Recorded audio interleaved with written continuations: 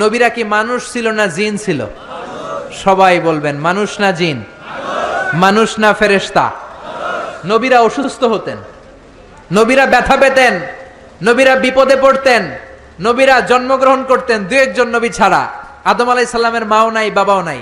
ঈসা আলাইহিস সালাম মা আছে, বাবা নাই। বাকি সব নবী মায়ের পেট থেকে এসেছেন। চিল্লা এখন ঠিক কিনা?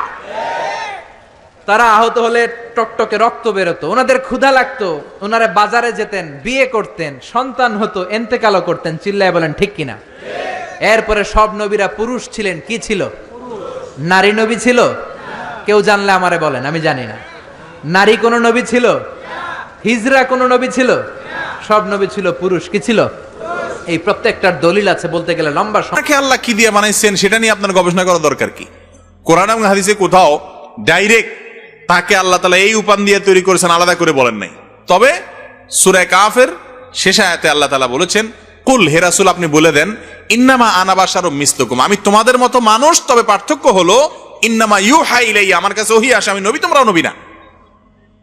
তাহলে এখান থেকে বোঝা নবীজি মানুষ, আর মানুষকে আল্লাহ তাআলা মাটি দিয়ে তৈরি করেছেন, সেই হিসাবে বোঝা তিনি মাটির তৈরি। ভাই এটা নিয়ে গন্ডগোল ফাসাদ অনেক আছে।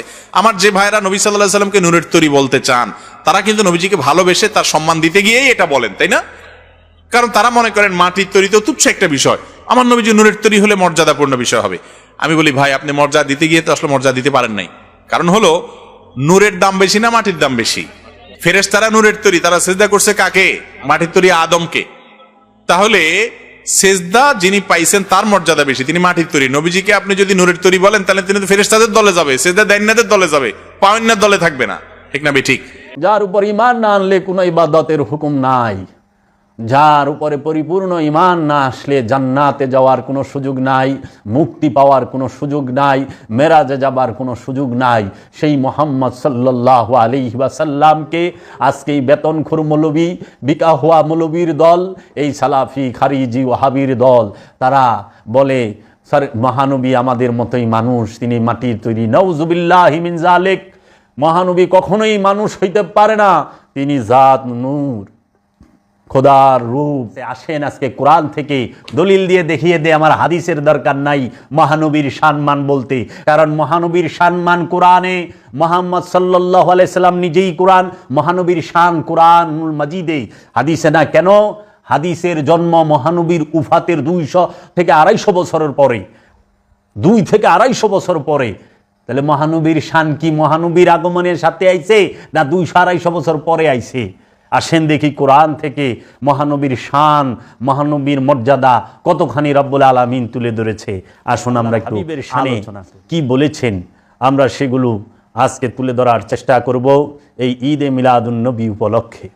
আমাদের সমাজে অনেক ভ্রান্ত ধারণা আছে, বিভিন্ন ফেরকার, যেরকম ওয়াহাবি, সালাফি, খারিজি এবং অন্যান্য রাফেজি যারা আছেন, যাহারা আলে মোহাম্মদ সাল্লাল্লাহু আলাইহি ওয়াসাল্লাম এবং আলে মোহাম্মদ, আলে রসুল এবং আহলে বাইতে রসুলদের বিরুদ্ধে যে সমস্ত কথাবার্তা বলে থাকেন, সেই সম্পর্কে একটু আলোচনা করতে চাই।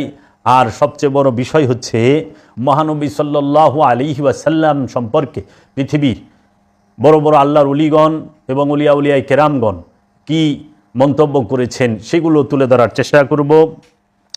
এবং আমাদের এই সমাজে আজকাল ওয়াহাবি সালাফিরা প্রোপাগান্ডা চালায় যে ঈদে মিলাদুন নবী এইটি অনেক সময় কেউ বলে শিরিক বিদাত, অনেক সময় বলে কোরআন হাদিসে নাই, অনেক সময় বলে সাহাবায়ে কেরামরা করে নাই।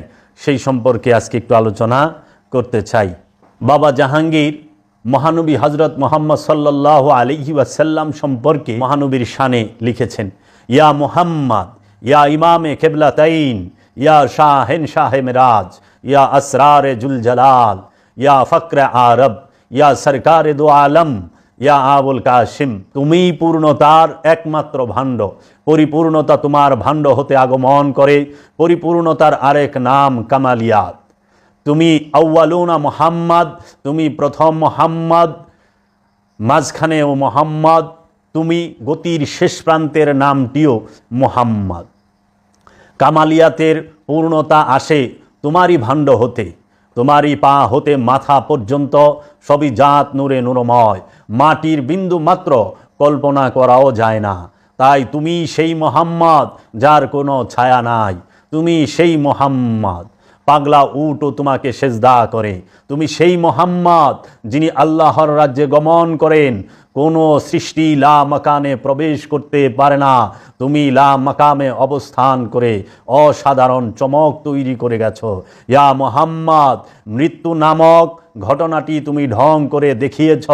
মৃত্যু তোমাকে স্পর্শ করতে পারে না। ইয়া মোহাম্মদ, অতীত বর্তমান ভবিষ্যৎ তোমারই মাঝে একাকার হয়ে মিশে আছে। ইয়া মোহাম্মদ, নূরময় চারিত্রিক বৈশিষ্ট্য নিয়েই তোমার আবির্ভাব। তিরোভাবটি তোমার একটি নৈমিত্তিক ঢং। তুমি ইয়া মোহাম্মদ, কেবল তুমি ইয়মা ইয়ানতেকু আনিল হাওয়ার জলজান্ত প্রতিশ্রবী। তুমি ইয়া মোহাম্মদ, কেবলমাত্র তুমি। দোনো হি কা শক্ল এক হে, কিসকো খুদা कहूं।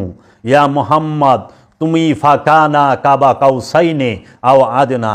ইয়া মোহাম্মদ, আল্লাহ পাক ও ফেরেশতারা তোমার নামের উপর সালাত আদায় করে, তাই তো তুমি সাল্লু আলাইহি ওয়া আলিহি। আশিক সিদরাতুল মুনতাহায় অবস্থান করে তোমারই দর্শন করে। ইয়া মোহাম্মদ, সৃষ্টির শেষ প্রান্তে আশিক দণ্ডয়মান হয়ে দেখতে পায় নূরময় মোহাম্মদকে। অনেক কথা হয়, কিন্তু লা মোকামে মাসুক মোহাম্মদের অবস্থানে হারিয়ে যায় সম্পূর্ণরূপে। তখন কে বলি আমি আর আমি, তখন কে বলি মোহাম্মদ আর মোহাম্মদ। সব রকম কথার অবসান এখানেই। এখানে আর কথা থাকে না, থাকে কেবল একেরই দর্শন। ইয়া মোহাম্মদ, একদিন কথায় কথায় বললাম যে খাজা মাইনুদ্দিন চিশতি আজমেরি আলাইহিস সালাতু আসসালাম বলেছেন, মুনামে গুলামে গুলামানে হুসাইন, তথা ইমাম হুসাইনের গুলাম যিনি, আমি খাজা বাবা তাঁরই গোলাম। বাবার এই কথাগুলো ওহাবিদের কাছে বিষ এবং শিরক। অবাক হয়ে বললেন, কেন? বললাম, ওহাবি বলবে আমি আল্লাহর গোলাম। শুনতে ভালোই লাগে, কারণ এক লাফে আল্লাহ। আল্লামা জামি বলেছেন যে ইয়া মুহাম্মদ বশদ কো সদা গস্তা বেচারায় জামি, গুলামে গুলামানে আলে মুহাম্মদ। আল্লামা জামি বলেছেন যে ইয়া মুহাম্মদ, আমি কেবল আপনারই গোলাম নই, বরং আপনার বংশধরেরও গোলাম। ওয়াহাবিরা চুটকি দিয়ে আল্লামা জামিকে উড়িয়ে দিয়ে বলবে যে এই কথাগুলো ঠিক নয়, কারণ আমরা সবাই আল্লাহর গোলাম। শুনতে ভালোই লাগে, তাই সাধারণ মানুষ এদের ফাঁদে পড়ে যায়।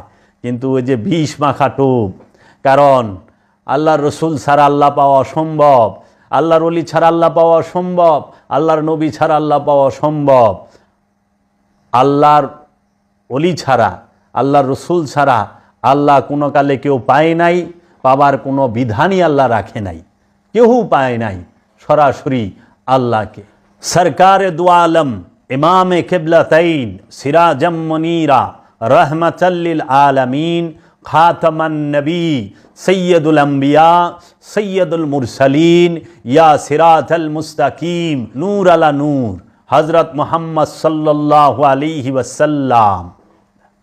হযরত হাজি ইমদাদুল্লাহ মুহাজির মক্কি তার রচিত বিখ্যাত বই জিয়াউল কুলুব এর 29 পৃষ্ঠায় পরিষ্কার বলে গেলেন, তু आरिफ हर हालत और हर वक्त में खुदा के वजूद का तसब्बुर करता है और कोई चीज़ उसको खुदा को देखने से और खुद का देखना और दूसरी चीज़ में देखने से नहीं रोकता है। अमा रअयतु शैयन इल्ला वा रअयतुल्लाहु फीहि। वार कऊद की वास्ते अपने बंदा समझते हैं और जाहिर में बंदा और बातिन में खुदा हो जाती हैं।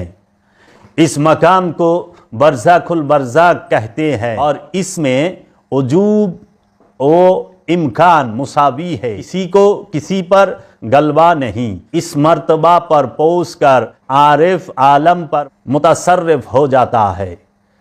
তখন আরিফ প্রত্যেক অবস্থায় এবং প্রত্যেক সময় আল্লাহর অস্তিত্বে ধ্যানমগ্ন থাকে এবং কোনো বস্তুই আল্লাহ দেখা থেকে এবং আল্লাহর দেখাও কোনো বস্তু থেকে তাকে বিরত রাখতে পারে না। এবং আমি কিছুই দেখি না এবং যাহা কিছু দেখি তাতে আল্লাহ দেখি। এবং যেহেতু আরিফ সৃষ্টিতে আছেন, সেই হেতু নিজেকে বান্দা মনে করেন এবং প্রকাশ্য আরেফ বান্দা এবং বাতেনে খোদা হয়ে যান। হাজী এমদাদুল্লাহ মাহাজের মক্কি। এই অবস্থাকে বারজাখুল বারজাক, নিরিখের নিরিখ বলা হয় এবং এই অবস্থায় সৃষ্টি ও স্রষ্টার সমান পর্যায়ে পৌঁছে যায়, কারোর উপর কারো প্রাধান্য তথা গালবাত থাকে না। এই অবস্থায় পৌঁছানোর পর আরেফ সমুদয় সৃষ্টির উপর খুশি হয়ে যান। হযরত মাওলানা বাবা জান শরীফ শাহ সুরেশ্বরী তার উর্দু ভাষার রচিত সিরে হক জামে নূর বইটিতে অতি স্পষ্ট এবং খোলাসা করে লিখেছেন, কুরবাত তথা নৈকট্য লাভ করার সময় সাধকের অস্থিরতা সৃষ্টি হয় এবং ধাপে ধাপে স্থিরতার মোকামে আসে। একেই খৌফ তথা ভয় বলা হয়েছে। মোকামে ইমানের উপর মোকামে নফসির অবস্থান। এখানেই সাধক পূর্ণ তৃপ্তি এবং তুষ্টি লাভ করেন। আর পূর্ণ তৃপ্তি পাবার পর কোনো ভয় ভীতি আযাবের সম্ভাবনা থাকে না। যদি অস্থিরতা এবং আযাবের ভয় থাকে তাহলে তসলিম তথা সন্তুষ্টি বাতিল হয়ে যায় এবং এখন মুকামে নফসিতে অবস্থান করার মধ্যে সন্দেহ থাকে তথা নফসি মুকামে অবস্থান করতে পারে না। এরপর সাধক মুকামে নফসিতে অবস্থান করতে পারলে সকল আরজু বা কামনা পূর্ণ হয় এবং আল্লাহর সাথে একাত্ম হয়ে যায়। অর্থাৎ এই মুকামে বান্দার শান হচ্ছে আল্লাহর জাত এবং আল্লাহর শান হচ্ছে বান্দার জাত।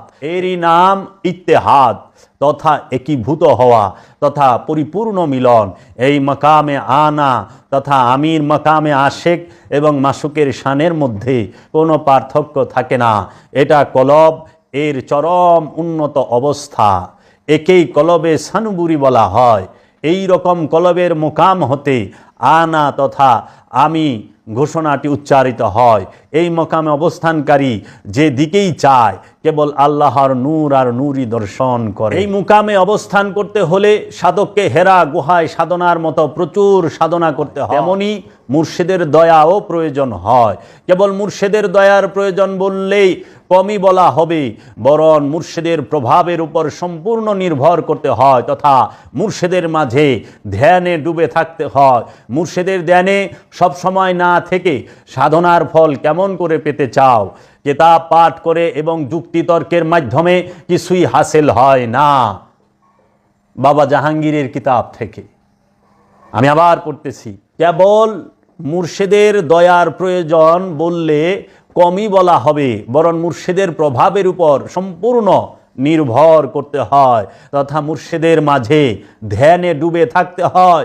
মুর্শিদের ধ্যানে সব সময় না থেকে সাধনার ফল কেমন করে পেতে চাও? কিতাব পাঠ করে এবং যুক্তিতর্কের মাধ্যমে কিছুই হাসিল হয় না।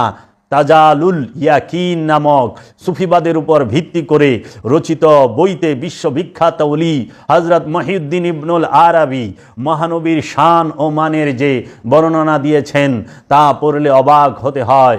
আল্লাহ যে মহানবীকে কতখানি ভালোবাসেন এবং এই ভালোবাসার বর্ণনাটি এক অপূর্ব আরবি ভাষার ছন্দে ও শৈলীতে তিনি রচনা করে সবাইকে চমকিয়ে দিয়েছেন। তিনি বলেছেন, আন্তা নূরুন নূরি, অনুবাদ তোমার নূরই আমার নূর, ওয়া সিররু সিররি, এবং তোমার রহস্যই আমার রহস্য, ওয়া কানজুল হেদায়াতি, এবং তুমি আমার হেদায়েতের ভান্ডার, ওয়া খাজানুল মারেফাতি, এবং তুমি আমার মারেফাতের ভান্ডার, যা আলতু ফাদলাকা মুলকি মিনাল আরশে ইলা মুতাতাসসারা কুল্লুহুম ইয়াতলুবুনা রিজাই, আমি আমার সৃষ্টি থেকে তোমার প্রতি যে অনুগ্রহ নির্দিষ্ট করেছি তা আরশ হতে তাতা সারা পর্যন্ত তারা প্রত্যেকেই আমার সন্তুষ্টির কামনা করে। ওয়া আনা আতলুবু রেজাকা ইয়া হাবিবি ইয়া মুহাম্মদ ইয়া মুস্তাফা। এর অর্থ, এবং আমি আল্লাহ কামনা করি তোমার সন্তুষ্টি হে আমার হাবিব, হে আমার বন্ধু, হে মুহাম্মদ, হে মুস্তাফা সাল্লাল্লাহু আলাইহি ওয়াসাল্লাম। আল্লাহ নিজে আল্লাহর হাবিবের সন্তুষ্টি কামনা করে। আল্লাহ নিজে বলতে আছে, আমি সমগ্র সৃষ্টি আমার সন্তুষ্টি কামনা করে। সমগ্র সৃষ্টির রাজ্য সব কিছু আমার সন্তুষ্টি কামনা করে।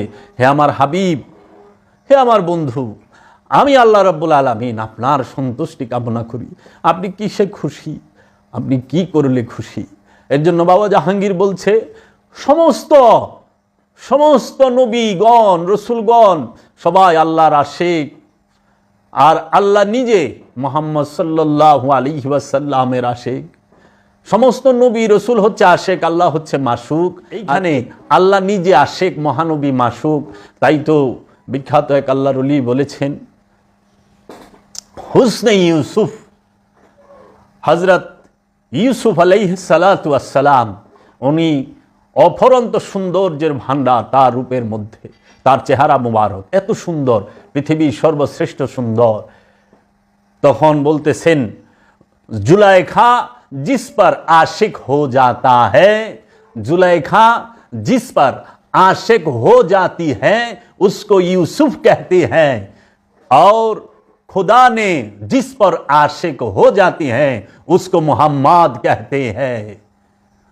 जुलेखा जार उपरे दीवाना होया जाए, প্রেমিক হয়ে যায়, তাকে ইউসুফ বলা হয়, হুসনে ইউসুফ বলা হয়।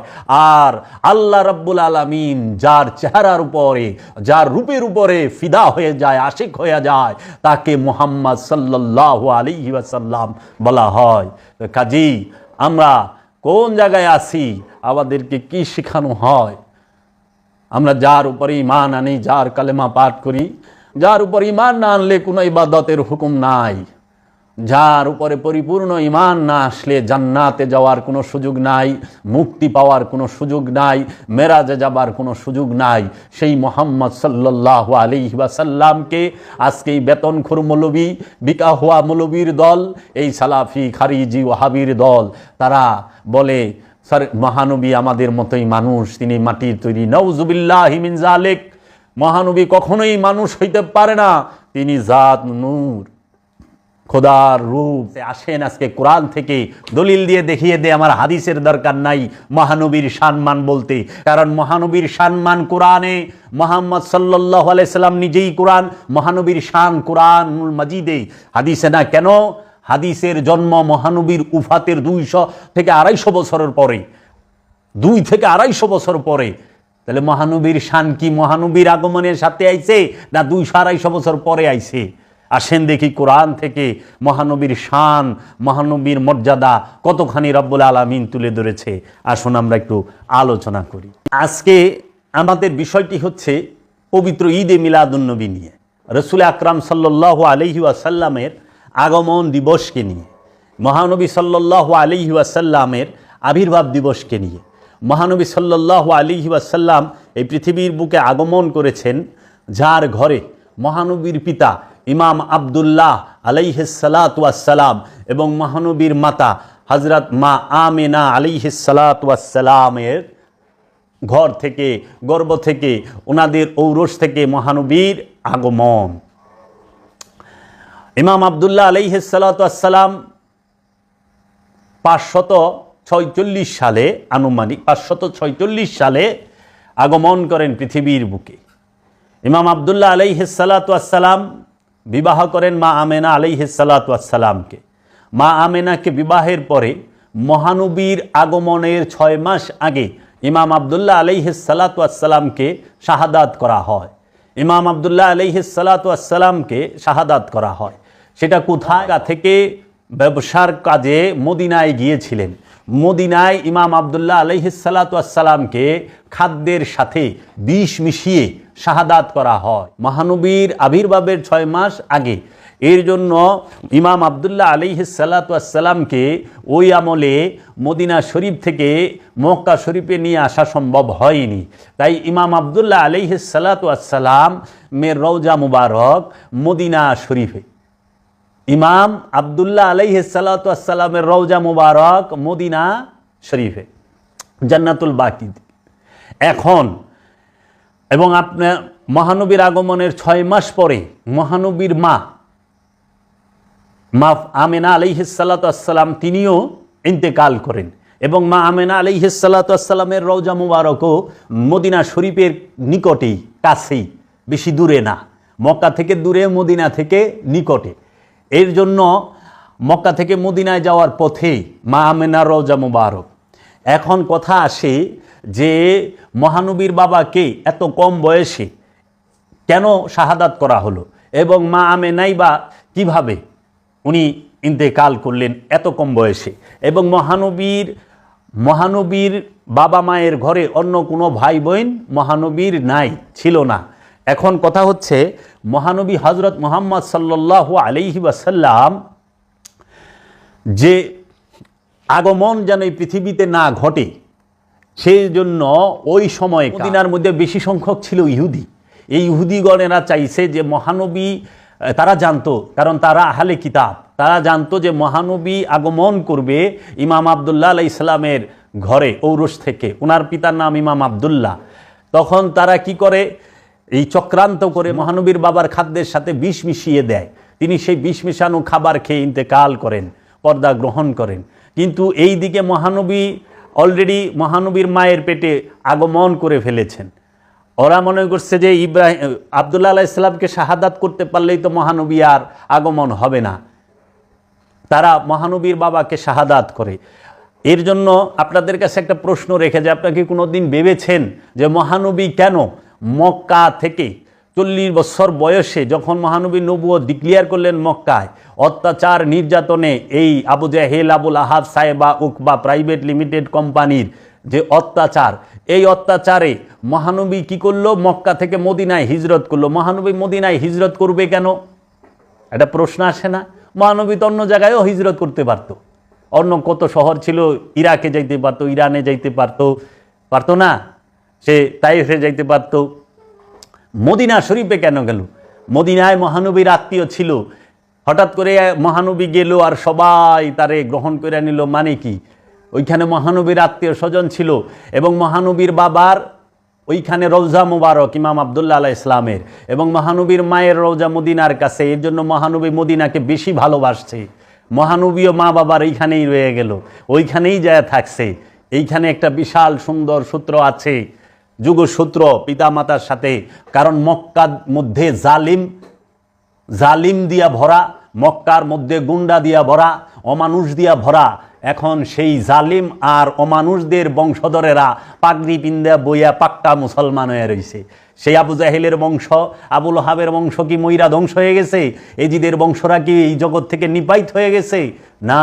এই মারওয়ানের গোষ্ঠী, এরা কি নিপাইত হয়ে গেছে? না।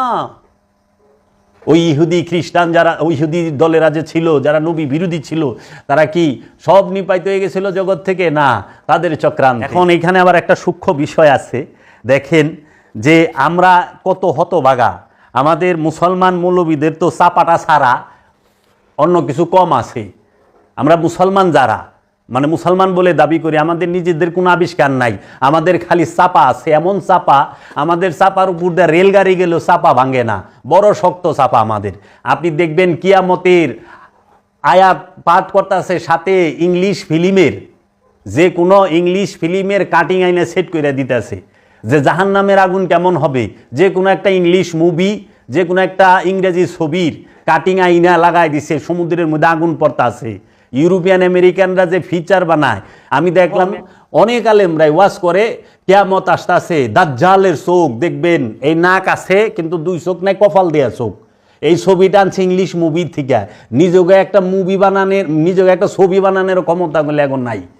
একটা গজল গায়ে হিটেও নকল করণ লাগে, নয় লালনের গান নকল, নয় হাসান রাজার গান নকল, নইলে পরে হিন্দি গান নকল। নিজেরা সৃষ্টি করতে পারে না, না কাজী নজরুলেরটা নকল, নইলে রবি ঠাকুরেরটা নকল করণ লাগবো, কইরা তারপরে কই দেব। নিজেরা সৃষ্টি করতে পারে না, কারণ মুখস্থ করতে করতে জীবনটারে তামা তামা বানায় দিছে। আমরা এত হতভাগা, আমরা মহানবীর জন্ম সন বলে ইংরেজি 570 খ্রিস্টাব্দে, তারিখ বলে আরবি 12ই রবিউল আউয়াল। বড় বড় পীর মাশায়েখরাও, বড় বড় মুফতি মুহাদ্দিসরাও, মৌলভী সাহেবরাও ডেটটাও কয়ে পারে না, কিন্তু আদমের জন্ম তারিখ ঠিকই কয়ে পারে 10ই মুহররমের দিন। ইসমাইল নবীর জন্ম তারিখ কয়ে পারে, ইব্রাহিম নবীর জন্ম তারিখ কয়ে পারে, কিন্তু মহানবীর জন্ম তারিখ সাল কয় ইংরেজি, তারিখ কয় আরবি। মহানবী আগমন করেছেন 22 এপ্রিল 570 খ্রিস্টাব্দে।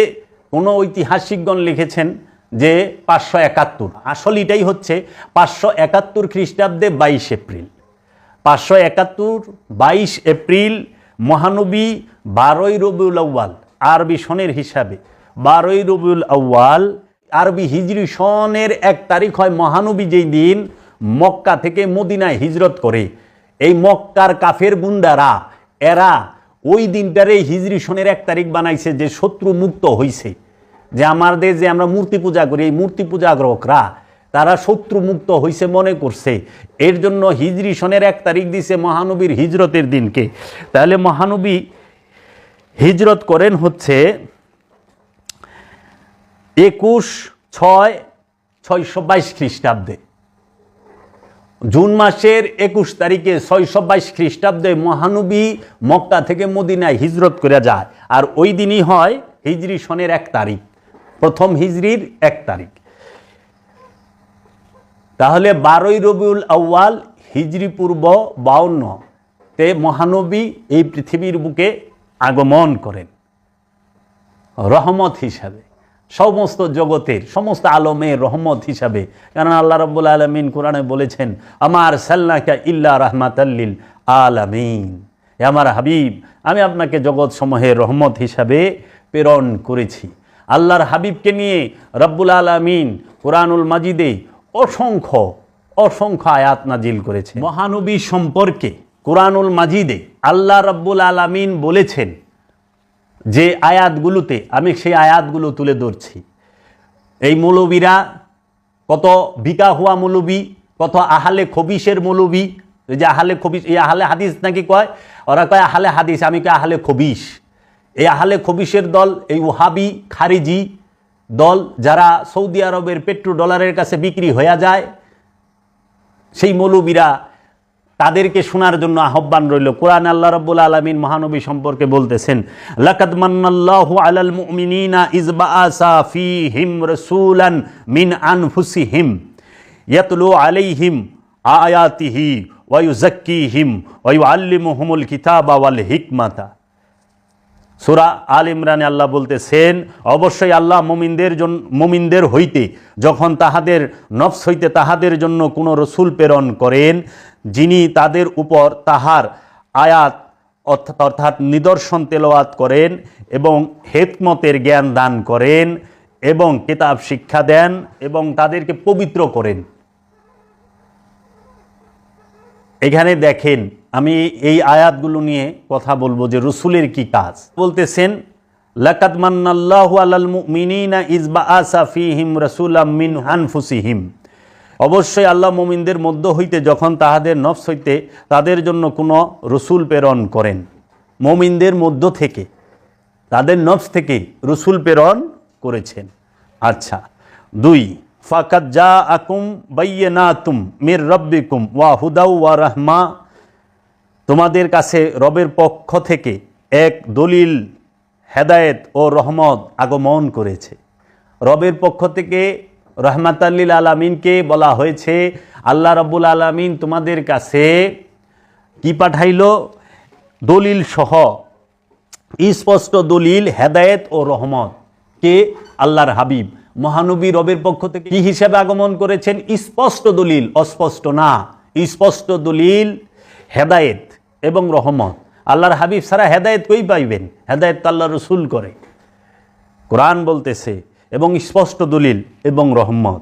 তারপর আল্লাহ রাব্বুল আলামিন বলতেছেন, কাদ জাআকুম মিনাল্লাহি নূরুন ওয়া কিতাবুন মুবিন, অবশ্যই তোমাদের নিকট আল্লাহর নূর মানে জ্যোতি আসিয়াছে এবং একটি সুস্পষ্ট কিতাব। আল্লাহর নবী কি? সে হচ্ছে স্পষ্ট কিতাব এবং নূর। আল্লাহ নিজে কোরআনে বইলা দিতেছে, কাদ জাআকুম, খালাকনাকুম নাই, যা আকুম এসেছে, যা আল্লাহ আনজালনা, আর খালাকনা, খালাকনা মানে সৃষ্টি করা, যা আল্লাহ মানে পাঠানো, প্রেরণ করা, আনজালনা মানে নাজিল করা। অবশ্যই তোমাদের নিকট আল্লাহর নূর আসিয়াছে এবং একটি সুস্পষ্ট কিতাব। আল্লাহ রাব্বুল আলামিন সূরা আম্বিয়ায় বলেছেন, ওয়ামা আরসালনাকা ইল্লা রাহমাতাল লিল আলামিন, এবং না আমরা পাঠাইয়াছি আপনাকে একমাত্র রহমত রূপে সমস্ত আলমের জন্য। সমস্ত জগৎ সমূহের রহমতই হচ্ছে আল্লাহর হাবিব হযরত মুহাম্মদ সাল্লাল্লাহু আলাইহি ওয়াসাল্লাম। এই রহমত কি বুঝতে পারছেন কোনোদিন? কোনোদিন বিবেককে জিজ্ঞেস করছেন দর্শকবৃন্দ যে রহমত কাকে বলে? কি সেই রহমত?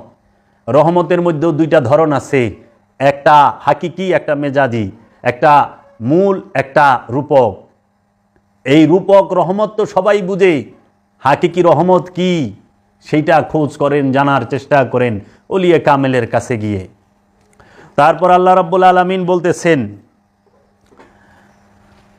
আন-নাবিয়্যু আউলা বিল মুমিনিনা মিন আনফুসিহিম, আন-নাবিয়্যু আউলা বিল মুমিনিনা মিন আনফুসিহিম, নবীগণ হচ্ছেন মুমিনগণের জীবন থেকেও তাদের কাছে প্রিয়। আল্লাহ পাক কি বলতেছেন? আন-নাবিয়্যু, আমার নবীগণ, আউলা, আলা মানে উপরে, আউলা মানে প্রিয়, আউলা বিল মুমিনিন, মুমিন, মুমিনগণের, আনফুসিহিম, আনফুস মানে নফস, এক বচন, নফসের বহু বচন আনফুস, মুমিনগণের প্রাণের থেকেও প্রিয়। এখানে আমানু বলে নাই, এখানে মুসলমান বলে নাই, মুসলমানের জীবন থেকে নবীগণের প্রিয় এটা বলে নাই। এখানে আমানুর জান থেকে নামাজি, রোজাদার, মুসল্লি উচ্চারণ করে নাই, আমানু উচ্চারণ করে নাই, ইনসান উচ্চারণ করে নাই, নাস উচ্চারণ করে নাই, মানুষ উচ্চারণ করে নাই, ইমানদার উচ্চারণ করে নাই, বলছে মুমিন। মুমিন কে? যে খান্নাস মুক্ত, কামনা মুক্ত মহাপুরুষ, তিনি মুমিন। মুমিনের জানের থেকেও নবীগণ প্রিয়, আল্লাহর হাবিব প্রিয়। এই জন্য আল্লাহর হাবিব বলছে, যেই পর্যন্ত তুমি তোমার স্ত্রী, পুত্র, ধন সম্পদ, বাড়ি গাড়ি, টাকা পয়সা সব কিছু থেকে আমি আল্লাহর হাবিবকে বেশি ভালোবাসতে না পারবা, সেই পর্যন্ত মুমিন হইতে পারবা না, মুমিন হইতে পারবা না, মুমিন হইতে পারবা না। মুমিন হওয়া যাবে না মহানবীকে যদি নিজের জানের থেকেও বেশি ভালোবাসতে না পারি। আর সেই মহানবীর ঈদের খুশিতে যদি আমরা খুশি হই, তাহলে আহলে খবিশের দলেরা, এই সালাফির দলেরা, ওহাবির দলেরা বলে, কোথায় পাইছেন? দলিল কই? দলিল কই? দলিল দিয়ে প্রেম হয় না, মোহব্বত দলিল দিয়ে হয় না, মোহব্বত হয় হৃদয় দিয়ে। মোহব্বতের সম্পর্ক হৃদয়ের সাথে। ঈদে মিলাদুন্নবী সৃষ্টিকুলের সর্বশ্রেষ্ঠ ঈদ, ঈদে মিলাদুন্নবী, রসুলের আগমনের ঈদ। আল্লাহ রাব্বুল আলামিন কোরআনে বলেছেন, নবীগণ হচ্ছেন মুমিনগণের জীবন থেকেও তাদের কাছে প্রিয়। তারপরে বলছেন মহানবী সম্পর্কে, মা কানা মুহাম্মাদুন আবা আহাদিম মির রিজালিকুম ওয়ালাকির রাসূলুল্লাহি ওয়া খাতামান নাবিয়্যিন, মুহাম্মদ সাল্লাল্লাহু আলাইহি ওয়াসাল্লাম তোমাদের পুরুষদের মধ্যে কারো পিতা নন, এবং তিনি আল্লাহর রসুল এবং সর্বশেষ নবী। তিনি আল্লাহর রাসূল। এখানে নবী বলে নাই, বলছে তিনি আল্লাহর রসুল এবং সর্বশেষ নবী। তাহলে মোহাম্মদ কি বলতেছে? মোহাম্মদ হচ্ছে আল্লাহর রসুল এবং সর্বশেষ নবী। কিন্তু এখানে একটা জিনিস না করে দিছে, মোহাম্মদ কারো পিতা না। মোহাম্মদ কোনো পুরুষের পিতা না, কোনো মানুষের পিতা মোহাম্মদ নয়। মোহাম্মদ কি? স্রেফ আল্লাহর রসুল এবং শেষ নবী। খুব গভীর, গভীর থেকেও গভীর এই আয়াতের রহস্য। মোহাম্মদ সাল্লাল্লাহু আলাইহি সাল্লাম কারো পিতা না, না করছে কোনখানে? কাহারও পিতা না। আর হ্যাঁ করছে কোথায়? সে আল্লাহর রসুল এবং সে আল্লাহর নবী। তাহলে নবীকে মুহাম্মদ, রসুলকে মুহাম্মদ, নূরকে মুহাম্মদ সাল্লাল্লাহু আলাইহি ওয়াসাল্লাম। তারপর আল্লাহ রাব্বুল আলামিন কোরআনে বলেছে, ইয়া আইয়ুহান নাবিয়্যু ইন্না আরসালনাকা শাহিদাও ওয়া মুবাশশিরাও ওয়া নাযীরা ওয়া দাইয়ান ইলাল্লাহি বিইজনিহি ওয়া সিরাজাম মুনীরা। কোরআনুল মাজিদে বলেছেন, হে নবী, আমি আপনাকে পাঠিয়েছি সাক্ষী রূপে, সুসংবাদদাতা ও সতর্ককারী হিসাবে, এবং আল্লাহর তরফ থেকে দাওয়াত মানে আহ্বানকারী রূপে, এবং সর্বক্ষণ উজ্জ্বল প্রদীপ হিসাবে। উজ্জ্বল প্রদীপ, সে সব সময় জ্বলন্ত। সিরাজাম মনিরা, সিরাজ শব্দের অর্থ কি আর মনিরা শব্দের অর্থ কি? সূর্য মাজদার দাউনি হচ্ছে সিরাজ, সিরাজ থেকেই সূর্য, সূর্যের আলোকেই বলা হয় সিরাজ। এখন সূর্য তো 12 ঘন্টা থাকে, আর 12 ঘন্টা আমরা রাইত দেখি। এর জন্য আল্লাহ যেন কেউ যেন কোনো আঙ্গুল তুলতে না পারে, এর জন্য বলছে সিরাজাম মনিরা, উজ্জ্বল প্রদীপ, যে সব সময় প্রজ্বলিত প্রদীপ, যিনি সব সময় আলো দিচ্ছেন, নূর দিচ্ছেন। তো এইখানেই আমাদের আলোচনা যে আল্লাহ রাব্বুল আলামিন মহানবী সম্পর্কে কি বলতেছেন। আসলে আমরা মহানবীর সম্পর্কে, মহানবীর শান মান কখনোই আমাদেরকে সালাফির দল, এ আহলে খবিশের দল, এরা কখনোই কোরআন থেকে এরা বলতে পারে নাই এরা হুজুর শরীফ, এরা হাদিস শরীফ আর হুজুর শরীফ থেকে খালি কয়। কারণ মাদ্রাসার মধ্যে বেশিরভাগ হুজুর শরীফ পড়া নয়, কোরআনের চর্চাটা কম হয়। আর এই যা হালে খবিসরা খালি হাদিস, আবার ওদের পক্ষে যেটা যাই বইটা সহি, আর ওদের বিপক্ষে যেটা যাই বইটা হলো যায়িফ, জাল হাদিস। এই তো শিখাই। আল্লাহ রাব্বুল আলামিন বলেন, ইয়া আইয়ুহান নাসু কাদ জাআকুম বুরহানুন মির রাব্বিকুম ওয়া আনজালনা ইলাইকুম নূরান মুবিন। হে মানুষ, ইয়া আইয়ুহান নাস, হে মানব জাতি, অবশ্যই তোমাদের রব হইতে তোমাদের নিকট বুরহান মানে প্রমাণ আদি আসিয়াছে এবং আমরা তোমাদের প্রতি প্রকাশ্য নূর নাজেল করেছি। দেখেন, প্রকাশ্য নূর। আল্লাহ কইতেছে মহানবী হচ্ছে নূর, আর কাতমুল্লাহ কয় মহানবী বলে মাটি। সৌদি আরবে একটা আছে সালাফিদের সংগঠন, এই সংগঠনের নাম হলো ইসলামিক কালচারাল সেন্টার। এই ইসলামিক কালচারাল সেন্টারের খবিশেরা বাংলাদেশ থেকে আহলে সুন্নাত ওয়াল জামাতের নবী প্রেমী ওলি প্রেমীর ঘরের থেকে যে সন্তানগুলো সৌদি আরবে যায় তাদেরকে ওহাবি সালাফি পুল ট্রেডিং দিয়ে দেশে পাঠায়। তাই বাবা জাহাঙ্গীর বলছে বাংলাদেশতে যেরকম সুগার মিলে গ্যান্ডারিগুলা ট্রাক বইরা ঢুকার পরে উটিরে সিলা সুলা সিপ্রায় সাপ্রায় রস বাইর করে ওটারে চিনি কইরা বাইর করে দেয়। ঠিক বাংলাদেশ থেকে যায় সুন্নির পোলা, কয় বছর ফিরি খাওয়ায়া পুরস্কার দিয়া মাল পানি দিয়া ওটারে ওহাবি বানায় দেশে পাঠায়। আল্লাহ কিছু বুঝুক চাই না বুঝুক, একখান রুমাল মোড়া দেয়া কয় মাজা শিরিক, উলি শিরিক, পীরের কথা কই আছে, এই সমস্ত কথা বলে। একটু খেয়াল করে দেখবেন,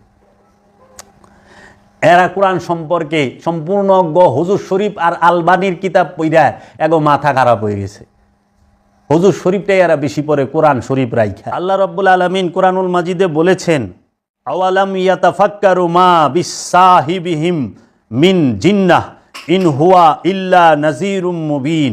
এবং তাহারা কি চিন্তা করে না কি তাহাদের সাহেব জিনগ্রস্ত নয়? আল্লাহ বলছেন তোমরা কি চিন্তা করো না তোমাদের সাহেব জিনগ্রস্ত নয়? তিনি তো একমাত্র স্পষ্ট সতর্ককারী। সাহেব কাকে বলে জানেন? আল্লাহ মহানবীকে সাহেব বলেছেন। সাহেব তাকেই বলা হয় যে খান্নাস মুক্ত পরিপূর্ণ জাগ্রত রুহের অধিকারী, তাকেই বলা হয় সাহেব, আরবিতে সাহেব। এই সাহেব হচ্ছেন মহানবী, যাকে আল্লাহ নিজে বলছে তোমরা কি এবং তাহারা কি চিন্তা করে না কি তাহাদের সাহেব জিনগ্রস্ত নয়? মহানবী জিনগ্রস্ত নয় মানে শয়তান হচ্ছে জিন থেকে আগত, আজাজিল, সে জাতে জিন। যখন সে রবের সাথে বিদ্রোহ করল, রবের কথা অবাধ্য হইল, তখন সে হয়ে গেল ইবলিশ, শয়তান। শয়তান হচ্ছে তার পদবী, কিন্তু সে জাতে জিন। আর আল্লাহ কইতেছে তোমাদের সাহেব জিনগ্রস্ত নয়। চিন্তা করতে পারেন? তারপর এই সূরা আরাফের আল্লাহ রাব্বুল আলামিন এই কথাটি বলেছেন। আল্লাহ রাব্বুল আলামিন সূরা নেসায় বলতেছেন, যদি কোনো ব্যক্তি রসুলের আনুগত্য করিল সুতরাং অবশ্যই সে আল্লাহর আনুগত্য করিল। তারপর আল্লাহ রাব্বুল আলামিন বলেছেন, ইন্নাল্লাহা ওয়া মালাইকাতাহু ইউসাল্লুনা আলান নবী ইয়া আইয়ুহাল্লাযীনা আমানু সাল্লু আলাইহি ওয়া সাল্লিমু তাসলিমা। ইন্নাল্লাহ, নিশ্চয়ই আমি, আমরা আল্লাহ। এখানে আল্লাহ আমরা রূপে বলেছেন। ইন্নি অর্থ নিশ্চয়ই আমি, ইন্না অর্থ নিশ্চয়ই আমরা, নাহানু অর্থ আমরা, আনা অর্থ আমি। আরবিতে আনাকে আমি বলা হয়, নাহানুকে আমরা বলা হয়। ইন্নি অর্থ নিশ্চয়ই আমি, ইন্না অর্থ নিশ্চয়ই আমরা। আল্লাহ বলছে ইন্না আল্লাহ, নিশ্চয়ই আমরা আল্লাহ। আল্লাহ আমরা রূপ ধারণ করে বলেছেন। ওয়া মালাইকাতু, ওয়া এবং মালাইকাতিক, সমস্ত ফেরেশতাদেরকে নিয়ে। মালাইক মানে ফেরেশতা, মালাইকাতি মানে সকল ফেরেশতাদেরকে নিয়ে। ইউসাল্লুনা আলান নবী, ইউসাল্লুনা তোমাদের সৈয়দের উপরে, আলান নবী, আলা মানে উপরে, নবী তোমাদের যে সৈয়দ নবী তার উপরে কি পরে? সালাত এবং সংযোগ। আল্লাহ নিজে আল্লাহর ফেরেশতাদেরকে নিয়ে মহানবীর সাথে সংযোগ এবং যোগাযোগ করেন, সংযোগ এবং যোগাযোগ করেন। সাল্লি শব্দের অর্থ হলো সংযোগ এবং যোগাযোগ, আর আকিমুস সালাত শব্দের অর্থ হইল সংযোগ এবং যোগাযোগ প্রতিষ্ঠা করা। আল্লাহ সংযোগ এবং যোগাযোগ করেন কাকে নিয়ে? ফেরেশতাদেরকে নিয়ে। কার সাথে? আল্লাহ রসুলের সাথে। আল্লাহ যা বলতেছে, ইয়া আইয়ুহাল্লাযীনা আমানু সাল্লু আলাইহি ওয়া সাল্লিমু তাসলিমা। ইয়া ওহে আইয়ুহাল্লাযীনা, যাহারা ঈমান এনেছো, যাহারা ঈমানদার। তোমরা ঈমান আনছো না, কালেমা পড়ছো না, হ্যাঁ এখন তো ঈমান আনছো। সাল্লু আলাইহি, সাল্লু সংযোগ এবং যোগাযোগ করো, আলা উপরে, আলাইহি তাহার উপরে, ওয়াসাল্লিমু তাসলিমা এবং সশ্রদ্ধ সবসময় সম্মানের সাথে দাঁড়িয়ে তার সাথে সংযোগ যোগাযোগ রাখো দাঁড়ানো অবস্থায়। এইখানে লাগাই দিছে দরুদ। দরুদ ফার্সি শব্দ, সাল্লি মানে সংযোগ যোগাযোগ করতে বলছে সবসময় রসুলের সাথে, এবং রসুলের সাথে সংযোগ যোগাযোগ হইলে সবসময় দাঁড়ায়া তাজিম করতে কইছে। যখনই রসুলের সাথে সংযোগ যোগাযোগ হয়ে যাইব তখনই তাজিম করতে হবে সবসময় দাঁড়ানো অবস্থায়। এই দাঁড়ানো কোন দাঁড়ানো? দাঁড়ানো দুই প্রকার, একটা হইলে পা দিয়া দাঁড়ায় থাকা, আরেকটা হইল সবসময় নিরিখ বরজক ঠিক রাখা, সবসময় খেয়ালের দাঁড়ানো আছে একটা, আর পায়ের দাঁড়ানো আছে একটা। এই দরুদ পাঠ করতে বলছে, ইউসাল্লুনা আলান নবী, আমার হাবিবের সাথে সংযোগ এবং যোগাযোগ করো। এখানে খেয়াল করেন, এখানে কিন্তু বলে নাই, দেখেন কেন নবী শব্দ উচ্চারণ হইল, আর আমানুরে বলছে এই সংযোগ সাল্লি করতে, সালাত করতে, আমানুকে বলছে, কোনো কাফেরেরও কয় নাই। তো এখন অনেকে বলে যে ভাই দেখেন ওই যে আহলে খবিসের দল আছে না, এরা না মিলাদ বেদাত কয়, মিলাদ বেদাত কয়, ও কত মোল্লা আছে কয় মিলাদ পইরা সিন্নি খাওয়া বলে কি গু খাওয়া, নাউজুবিল্লাহ। আল্লাহ নিজে বলছে যদি তুমি ইমানদার হও তাইলে দরুদ সাল্লি সালাম দাও সশ্রদ্ধ এবং দরুদ পাঠ করে, ইমানদাররে কইছে। এগিনার তো ইমানই নাই, যাগো ইমান নাই তারা কেন দরুদ পড়বো, তারা কেন মিলাদ পড়বো? যখনই বুঝবেন দেখবেন যে মিলাদকে বিদাত বলতাছে, মিলাদকে শিরিক বলতাছে, কিয়ামকে বিদাত বলতাছে, কিয়ামকে শিরিক বলতাছে, তখনই বুঝবেন আল্লাহর ভাষায় এরা ইমানদার নয়। আল্লাহ তো ইমানদারে মিলাদ পড়বার কইছে, তো ইমানই নাই, ও মিলাদ করতে পড়বো। মিলাদুন্নবীতে তো সেই খুশি হবে যার ইমান আছে রসুলের উপরে, যার ইমান নাই, যারা ওই মদিনার ইহুদি এবং মক্কার মূর্তি পূজারকের বংশধর আবু জাহেল কোম্পানির মাল, এক এমনে মিলাদ পড়বো, এক এমনি মিলাদুন্নবীতে খুশি হবে, এত দলিলই দেখাইব। কারণ সে বলবে দলিল কই, কারণ মহানবী যখন বলছে যে আমি নবী মক্কার কাফের গো কাছে, ওই মূর্তি পূজারক গো কাছে, তখন মক্কার কাফের মূর্তি পূজারকরা ইহুদিরা কইছে যে তুমি যে নবী, দলিল কো, দলিল কো। তাইলে আপনারা কি গন্ধ পান না? এত খুশবু থাকা সত্ত্বেও কেন বুঝেন না? আপনি নিজে পড়েন, আপনি যদি ইমানদার হন, যে ইমানদার সে রসুলের শানে দরুদ পড়বে, যে ইমানদার সে রসুলের শানে কিয়াম করবে, যে ইমানদার সে রসুলের শানে রসুলের ঈদে মিলাদুন্নবী দিন খুশি হবে, আওলাদে রসুলের আগমনের দিন খুশি হবে। যে ইমানদারই না তারে কেন এই কথা, সে মিলাদ পড়বে না, সে মিলাদুন্নবীতে খুশি হবে না। এখন আসেন এই সূরা আহজাবের 56 নম্বর আয়াতে আল্লাহ বলতেছেন ইন্নাল্লাহা ওয়া মালাইকাতাহু ইউসাল্লুনা আলান নবী ইয়া আইয়ুহাল্লাযীনা আমানু সাল্লু আলাইহি ওয়া সাল্লিমু তাসলিমা। দেখেন আল্লাহ কি করেন, দরুদ পড়েন নবীর উপরে, ফেরেশতাদেরকে নিয়ে সংযোগ যোগাযোগ রাখেন নবীর উপরে, নবীর সাথে। কেন কিন্তু রসুল বলে নাই, রসুল শব্দটা ওর উচ্চারণ করে নাই যে ইন্নাল্লাহ ওয়া মালাইকাতাহু ইউসাল্লুনা আলার রসুল, এটা বলে নাই। আবার এটাও বলে নাই ইন্নাল্লাহ ওয়া মালাইকাতাহু ইউসাল্লুনা আলাল আবদিহি, এটাও বলে নাই।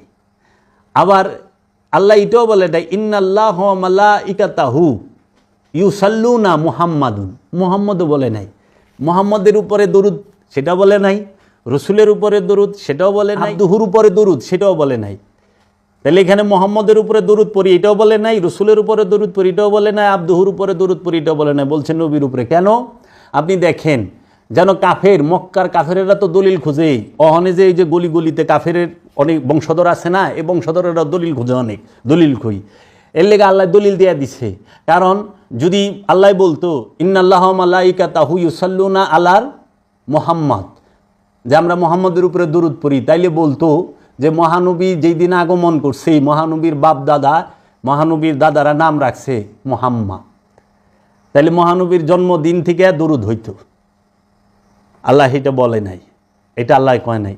আবার যদি কইতো কি ইন্নাল্লাহ ওয়া মালাইকাতাহু ইউসাল্লুনা আলার রসুল, যে আমরা রসুলের উপরে দরুদ পড়ি, তাইলে এইটা হয়ে যাইত মহানবী রেসালাতের ডিক্লিয়ার দিছে 40 বছর বয়সে, তাও ওরা বলতো 40 বছরের থেকে দরুদ পড়া শুরু হয়েছে। আবার যদি কইতো যে আমি আব্দুহুর ইন্নাল্লাহ ওয়া মালাইকাতাহু ইউসাল্লুনা আলাল আবদিহি, তাইলেও হয়ে যাইতো 52 বছরে, যে 52 বছর থেকে আব্দুর উপরে দরুদ চালু হয়েছে। না, আল্লাহ বলছে আমি নবীর উপরে, আমি এবং আমার ফেরেশতা দরুদ পড়ি। তাহলে মহানবী নবী, এইটার দলিল কোথায়? যে কেন নবীর উপরে দরুদ? নবীর উপরে দরুদ এর জন্য, মহানবীর উপরে দরুদ পড়ে আল্লাহ এর জন্য, কারণ মহানবী তখন নবী যখন আদম এবং হাওয়া মাটি এবং পানিতে ভাসমান। আদম হাওয়ারও তৈরির অনেক আগে থেকে হাদিসে কুদসিতে আছে, কুনতু নবিয়ান ওয়া আদামা বাইনা মা ওয়া তিন, কুনতু নবিয়ান ওয়া আদামা বাইনা মা ওয়া তিন। আদম যখন মাটি এবং পানিতে ভাসমান তখনও আমি নবী। এর জন্য নবীর উপরে আল্লাহ পাক দরুদ পড়েন। যখন আমরা কেন মিলাদুন নবী পালন করব? নবীর উপরে দরুদ পড়ে কেন আল্লাহ?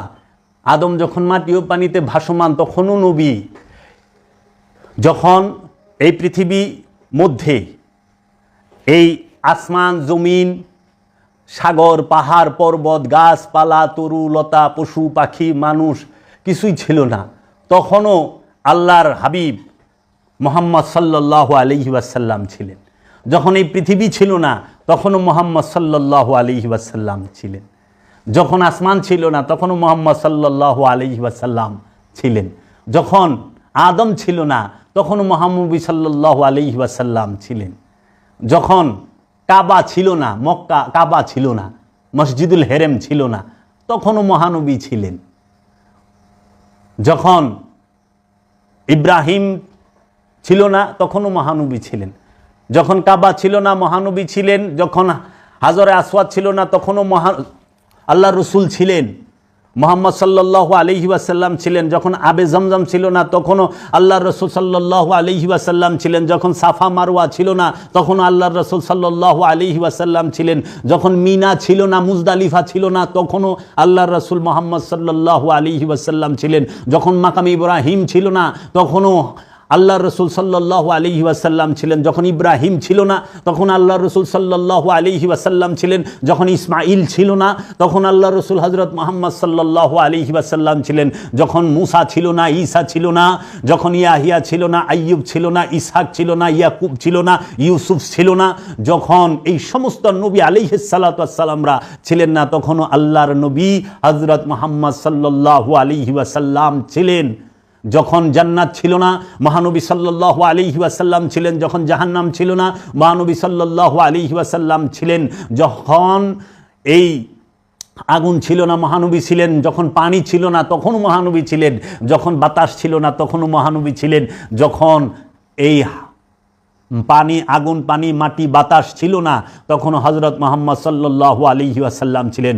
যখন ফেরেশতা জাতি ছিল না, জিব্রাইল ছিল না, আজরাইল ছিল না, মিকাইল ছিল না, ইসরাফিল ছিল না, তারা যখন ছিল না তখনও মুহাম্মদ সাল্লাল্লাহু আলাইহি ওয়াসাল্লাম ছিলেন। যখন জিন ছিল না তখনও মুহাম্মদ সাল্লাল্লাহু আলাইহি ওয়াসাল্লাম ছিলেন। যখন ইনসান ছিল না তখনও মুহাম্মদ সাল্লাল্লাহু আলাইহি ওয়াসাল্লাম ছিলেন। যখন আরশ ছিল না তখনও মুহাম্মদ সাল্লাল্লাহু আলাইহি ওয়াসাল্লাম ছিলেন। যখন খোদার জাত ছিল না তখনও হযরত মুহাম্মদ সাল্লাল্লাহু আলাইহি ওয়াসাল্লাম ছিলেন। যখন মসজিদুল আকসা মসজিদুল হেরেম ছিল না তখনও মহানবী ছিলেন। যখন সিদরাতুল মুনতাহা ছিল না তখনও হযরত মুহাম্মদ সাল্লাল্লাহু আলাইহি ওয়াসাল্লাম ছিলেন। তাই হাদিস শরীফে বলেছেন, হাদিসে কুদসিতে, আউয়ালুনা মুহাম্মদ আওসাতুনা মুহাম্মদ, আউয়ালুনা মুহাম্মদ আদি তো আমরা মুহাম্মদ, আওসাতুনা মুহাম্মদ মধ্যখানে আমরা মুহাম্মদ, আখিরুনা মুহাম্মদ শেষেও আমরা মুহাম্মদ, কুল্লানা মুহাম্মদ সর্ব জায়গায় আমরা মুহাম্মদ সাল্লাল্লাহু আলাইহি ওয়াসাল্লাম।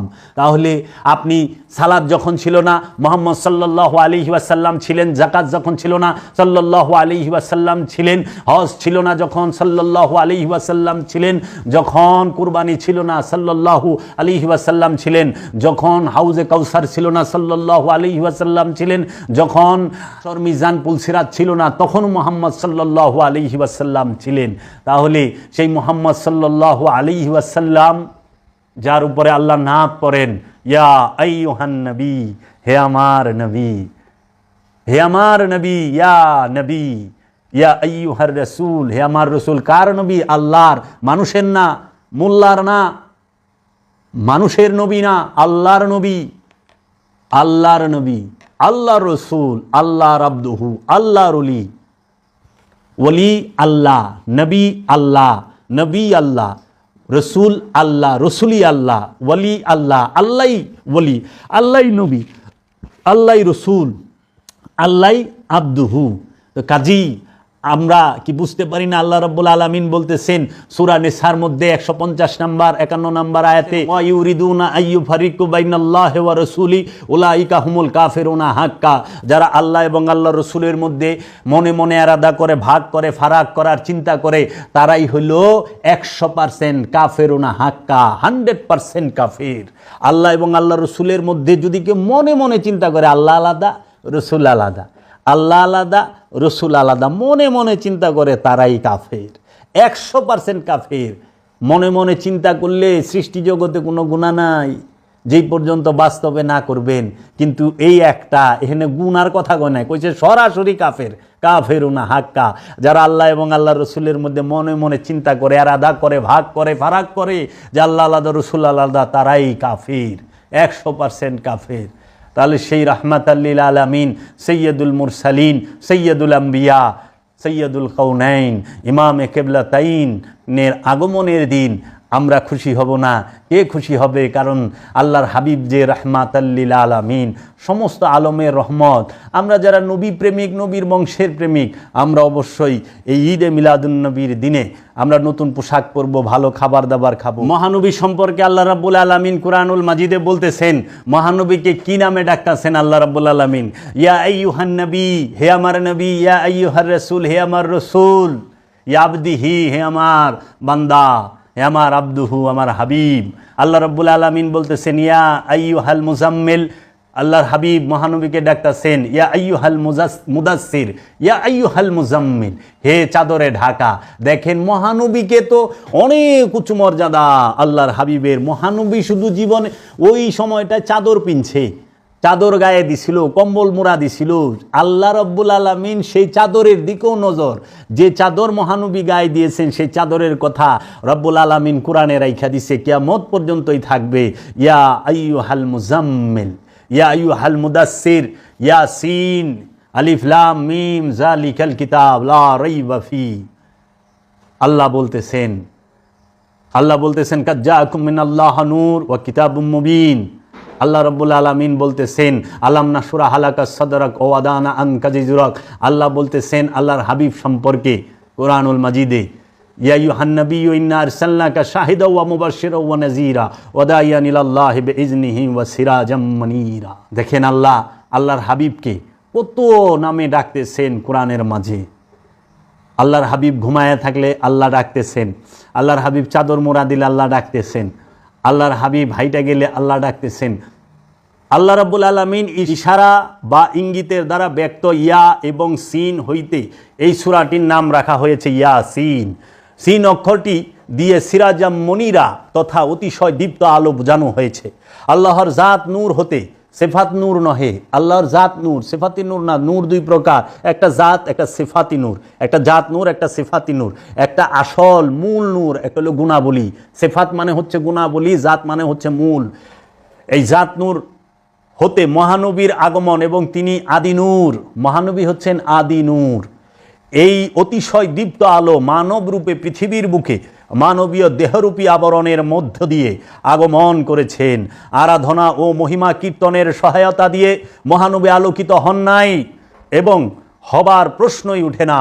কোনো একজন অতিশয় দীপ্ত আলো হতে আমলের সাহায্যে তথা ধ্যান সাধনার মাধ্যমে মহা আলো তথা আল্লাহর জাত অর্জন করে সাধনার দ্বারা তিনি আলোকিত হন নাই।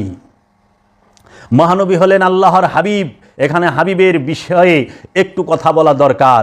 হাবিব অর্থটি সর্বযুগে সর্বকালে সর্বসাধকদের সৃষ্টির কেন্দ্র এবং লক্ষ্যস্থলের কেন্দ্রবিন্দু এবং মানব জাতির জন্য তিনি হলেন নেতাদের কেন্দ্র, নবীদের কেন্দ্র, রসুলদের কেন্দ্র, আবদলদের কেন্দ্র, গাউস কুতুব, আরিফ, মনি, ঋষি, সাধু সন্তাদের তিনি হলেন কেন্দ্রবিন্দু। হিন্দু ধর্মে ভগবানের কেন্দ্রবিন্দু বলা হয় শিবকে, কিন্তু আমরা কোরআনুল হাকিমে মহানবীকে আল্লাহর অখণ্ড জাত নূরের প্রকাশিত হয়ে পড়া খণ্ডিত নূর বলতে চাই। তাই আল্লাহর বড় বড় ওলিরা বলে থাকেন, দোনো হি কা শক্ল এক হ্যাঁ কিসকো খোদা কাহুঁ, তথা দুইজনের চেহারাই তো এক, তাহলে খোদা কাকে বলবো? এর জন্য আল্লাহর হাবিব সম্পর্কে আল্লাহর হাবিব একদিন বললেন যে হযরত জিবরাইল আলাইহিস সালাতু ওয়াস সালামকে, যে জিবরাইল তুমি কি আল্লাহরকে দেখছো? তখন বলল যে ইয়া রাসূলুল্লাহ না। তখন আল্লাহর হাবিব বললেন, তুমি সিদরাতুল মুনতাহায় দাঁড়িয়ে বলবে যে আল্লাহর হাবিবের হুকুমে 70,000 যে রহস্যের পর্দা, সেই পর্দা খুলে যাও, আমার আল্লাহর হাবিব বলেছে আল্লাহর দিদার করতে, আমি আল্লাহর দিদার করব। ওই সময় মহানবীর হুজরা শরীফে মাথায় পাগড়ি মোবারক বাঁধতেছিলেন। এমন সময় জিবরিল আমিন সিদরাতুল মুনতাহায় গিয়ে যখন এই বললেন যে 70,000 পর্দা তুমি সরে যাও, আল্লাহর হাবিব বলেছে আমি আল্লাহর দিদার লাভ করব, তখন যায় দেখে সেইখানেও রব্বুল আলামিন মাথায় পাগড়ি ঘোরাচ্ছেন। তখন ওইখানে বলে যে উধার চরখে বড়িওয়ালে, উধার চরখে বড়িওয়ালে, ইধর শকলে জমি ওয়ালে। উধার চরখে, ওইখানে চরখে মানে পাগড়ি বানতাছে, উধার চরখে বড়ি ওয়ালে বানানে ওয়ালা মালিক, ইধর শকলে জমি ওয়ালে, এখানে জমিনওয়ালা শকলে চেহারা, শকলে জমি ওয়ালে। उधर चरखे बड़ी वाले, इधर शक्ले जमी वाले, वहाँ भी चर्चा मुहम्मद का, यहाँ भी चर्चा मुहम्मद का, वहाँ भी चर्चा मुहम्मद का, यहाँ भी चर्चा मुहम्मद का। उधर चरखे बड़ी वाले, इधर शक्ले जमी वाले, वहाँ भी चर्चा मुहम्मद का, यहाँ भी चर्चा मुहम्मद का। अल्लाहर हबीब सल्लल्लाहु अलैहि वसल्लम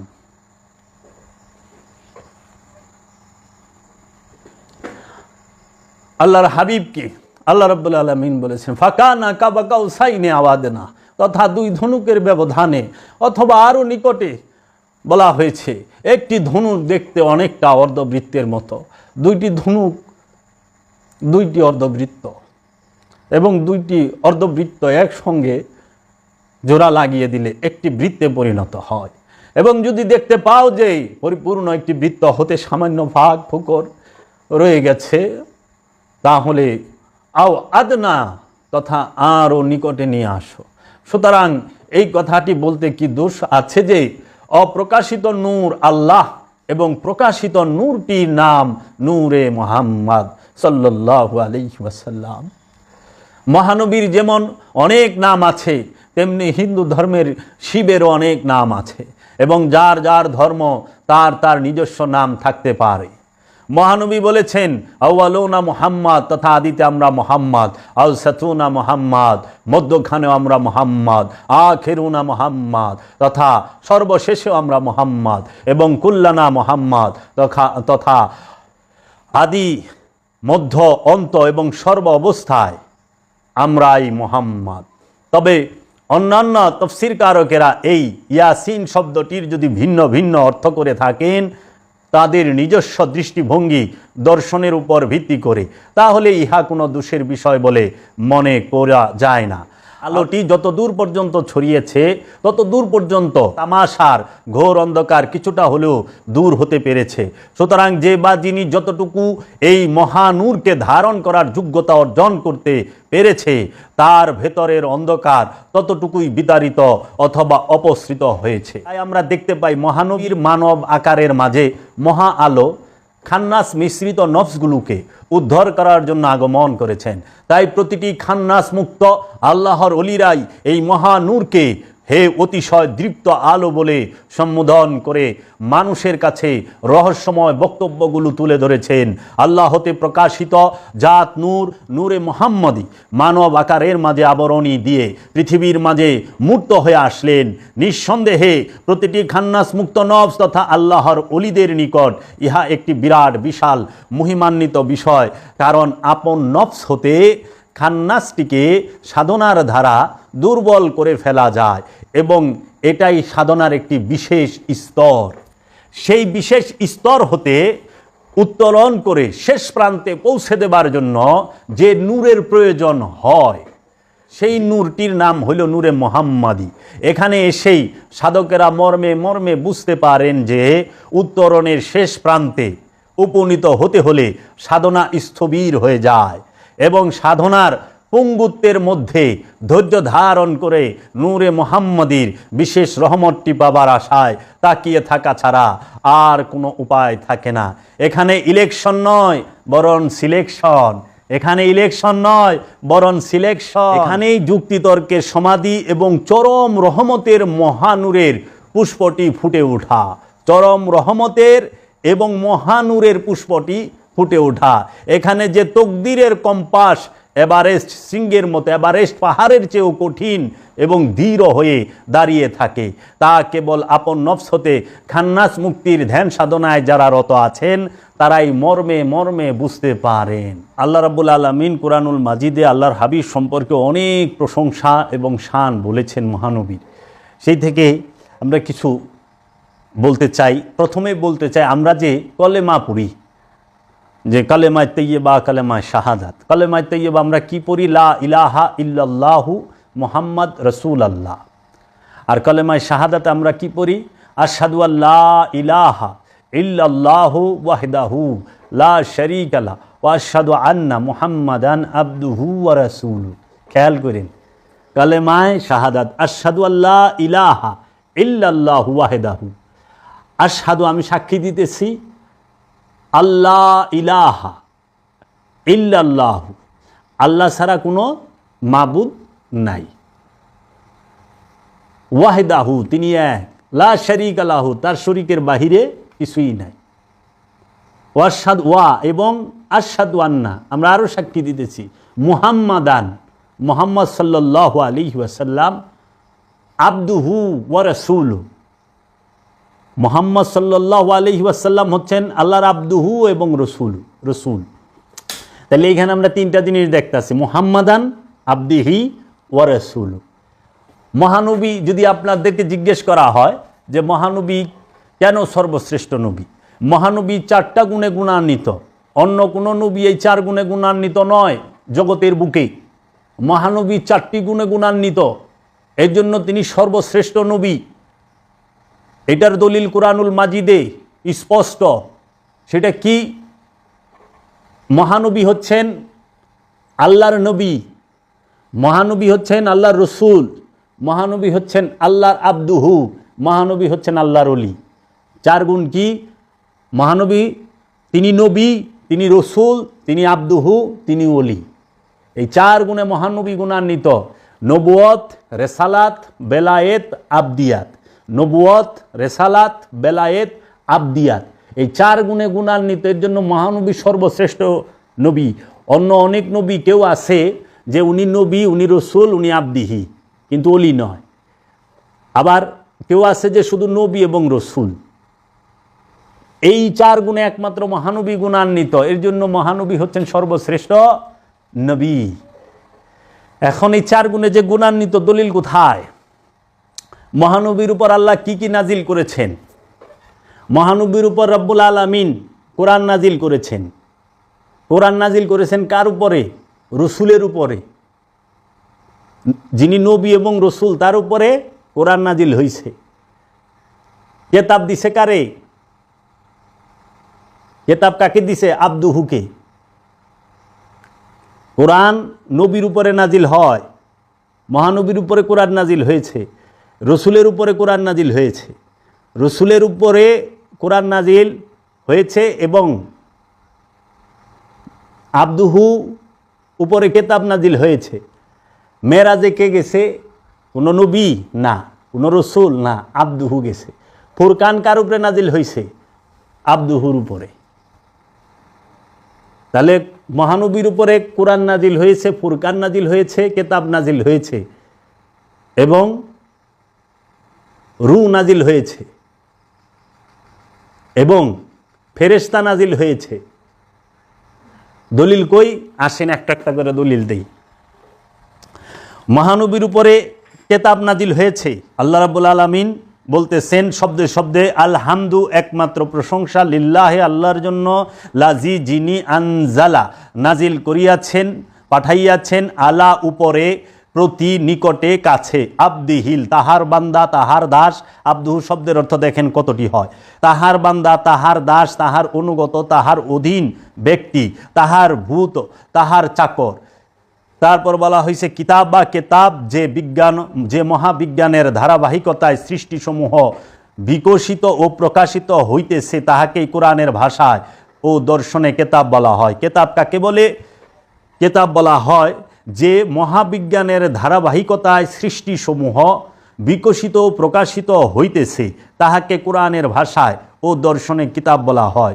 ওয়া এবং লাম না নাই, ইয়াজআল রাখা, থাকিতে দেওয়া, হইতে দেওয়া, ঘটিতে দেওয়া, অনুমোদন করা, লাহু তাহার, তন্মধ্যে তাহার জন্য, ইউ আজ্জান বাঁকা, বক্রতা, সরলতা, বিকৃত, অসাধুতা, যাহা চোখে ধরা পড়ে না বরং বিবেক, বুদ্ধি এবং অনুভূতির দ্বারা ধরা পড়ে, তাহাকেই ইউ আজ্জান বলা হয়। তাহলে এই প্রথম সূরা কাহাফের 1 নম্বর আয়াতের হুবহু অর্থ কি? একমাত্র প্রশংসা আল্লাহর জন্য, যিনি তাহার বান্দার উপর কেতাব নাজেল করিয়াছেন এবং রাখেন নাই তাহাতে বক্রতা। তাহলে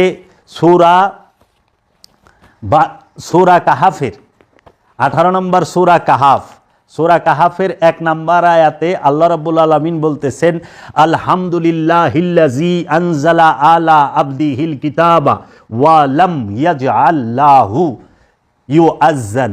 অর্থ হুবহু এইখানে আল্লাহ বলতেছেন একমাত্র প্রশংসা আল্লাহর জন্য, যিনি তাহার বান্দার উপরে কেতাব নাজিল করিয়াছেন এবং রাখেন নাই তাহাতে বক্রতা। আবদিহির উপরে কেতাব নাজিল হয়, নবীর উপরে কেতাব নাজিল করে নাই আল্লাহ, রসুলের উপরে কেতাব নাজিল করেন নাই আল্লাহ, অলির উপরে কেতাব নাজিল করেন নাই, আবদিহির উপরে কেতাব নাজিল হইছে। কেতাব আর কোরআন এক না, কোরআন এক জিনিস, কেতাব আর এক জিনিস। আল্লাহ বলছেন কি? যে তোমাদের মাঝে স্পষ্ট কেতাব নিয়ে আসেছেন, তিনি কিতাব শিক্ষা দেবেন। তিনি কিন্তু কয় না, আল্লাহ কিন্তু কয় না কোরআন শিক্ষা দিবেন। মোল্লারা কেতাব আর কোরআনের অর্থ এক করে হালাইছে। কোরআন এক বিষয়, কেতাব আরেক বিষয়। আল্লাহ কেতাবও নাজিল করেন, কোরআনও নাজিল করেন, ফুরকানও নাজিল করেন, ওহিও নাজিল করেন, ফেরেশতাও নাজিল করেন, আল্লাহ নিজে নাজিল হন, রু নাজিল হয়। কতটি জিনিস নাজিল হয় আজ পর্যন্ত কোনো মৌলবী, মুফতি, পীর সাহেব আজ পর্যন্ত কয়া পারছে বাবা জাহাঙ্গীর ব্যতীত? এই অহনে দেখবো, দেখা মুখস্থ করবো, তাও উল্টা পাল্টা কইব, এইটুক মগজও নাই যে সোজাভাবে কহনের। এখন মুখস্থ কইরা পীরগিরি করে, মুরিদ বাড়ায়, খাবো কির দল। কি কি নাজিল হয় আর কি কি সৃষ্টি হয় এইটাই তো জানা নাই। মানুষ সৃষ্টি হয়, ফেরেশতা সে নাজিল হয়, জিন সে সৃষ্টি হয়, জিনকে সৃষ্টি করা হয়েছে, ফেরেশতাকে সৃষ্টি করা হয় নাই। ফেরেশতা নাজিল হয়, ফেরেশতা নূরি মাকলুক, এর জন্য ফেরেশতা দেখা যায় না, আমরা ফেরেশতা দেখতে পাই না। কোরআন নাজিল হয়, কেতাব নাজিল হয়, রু নাজিল হয়, নফসগুলো নাজিল হয় না, নফস নাজিল হয় না, দেহ নাজিল হয় না, দেহ সৃষ্টি করা হয়, মানুষ সৃষ্টি করা হয়, ইনসান সৃষ্টি করা হয়, সমস্ত কিছু সৃষ্টি বইলা ভালায় সবই কি সৃষ্টি? কিছু সৃষ্টি হয়, কিছু নাজিল হয়। আগে কোরআন গবেষণা করেন, তাহলে পরে কেতাবের সম্পর্কে পাইলেন। কেতাব আল্লাহর আব্দুহুর উপরে নাজিল হয়। এখন আসেন, মেরাজে কে যায়? মেরাজে কে গেল?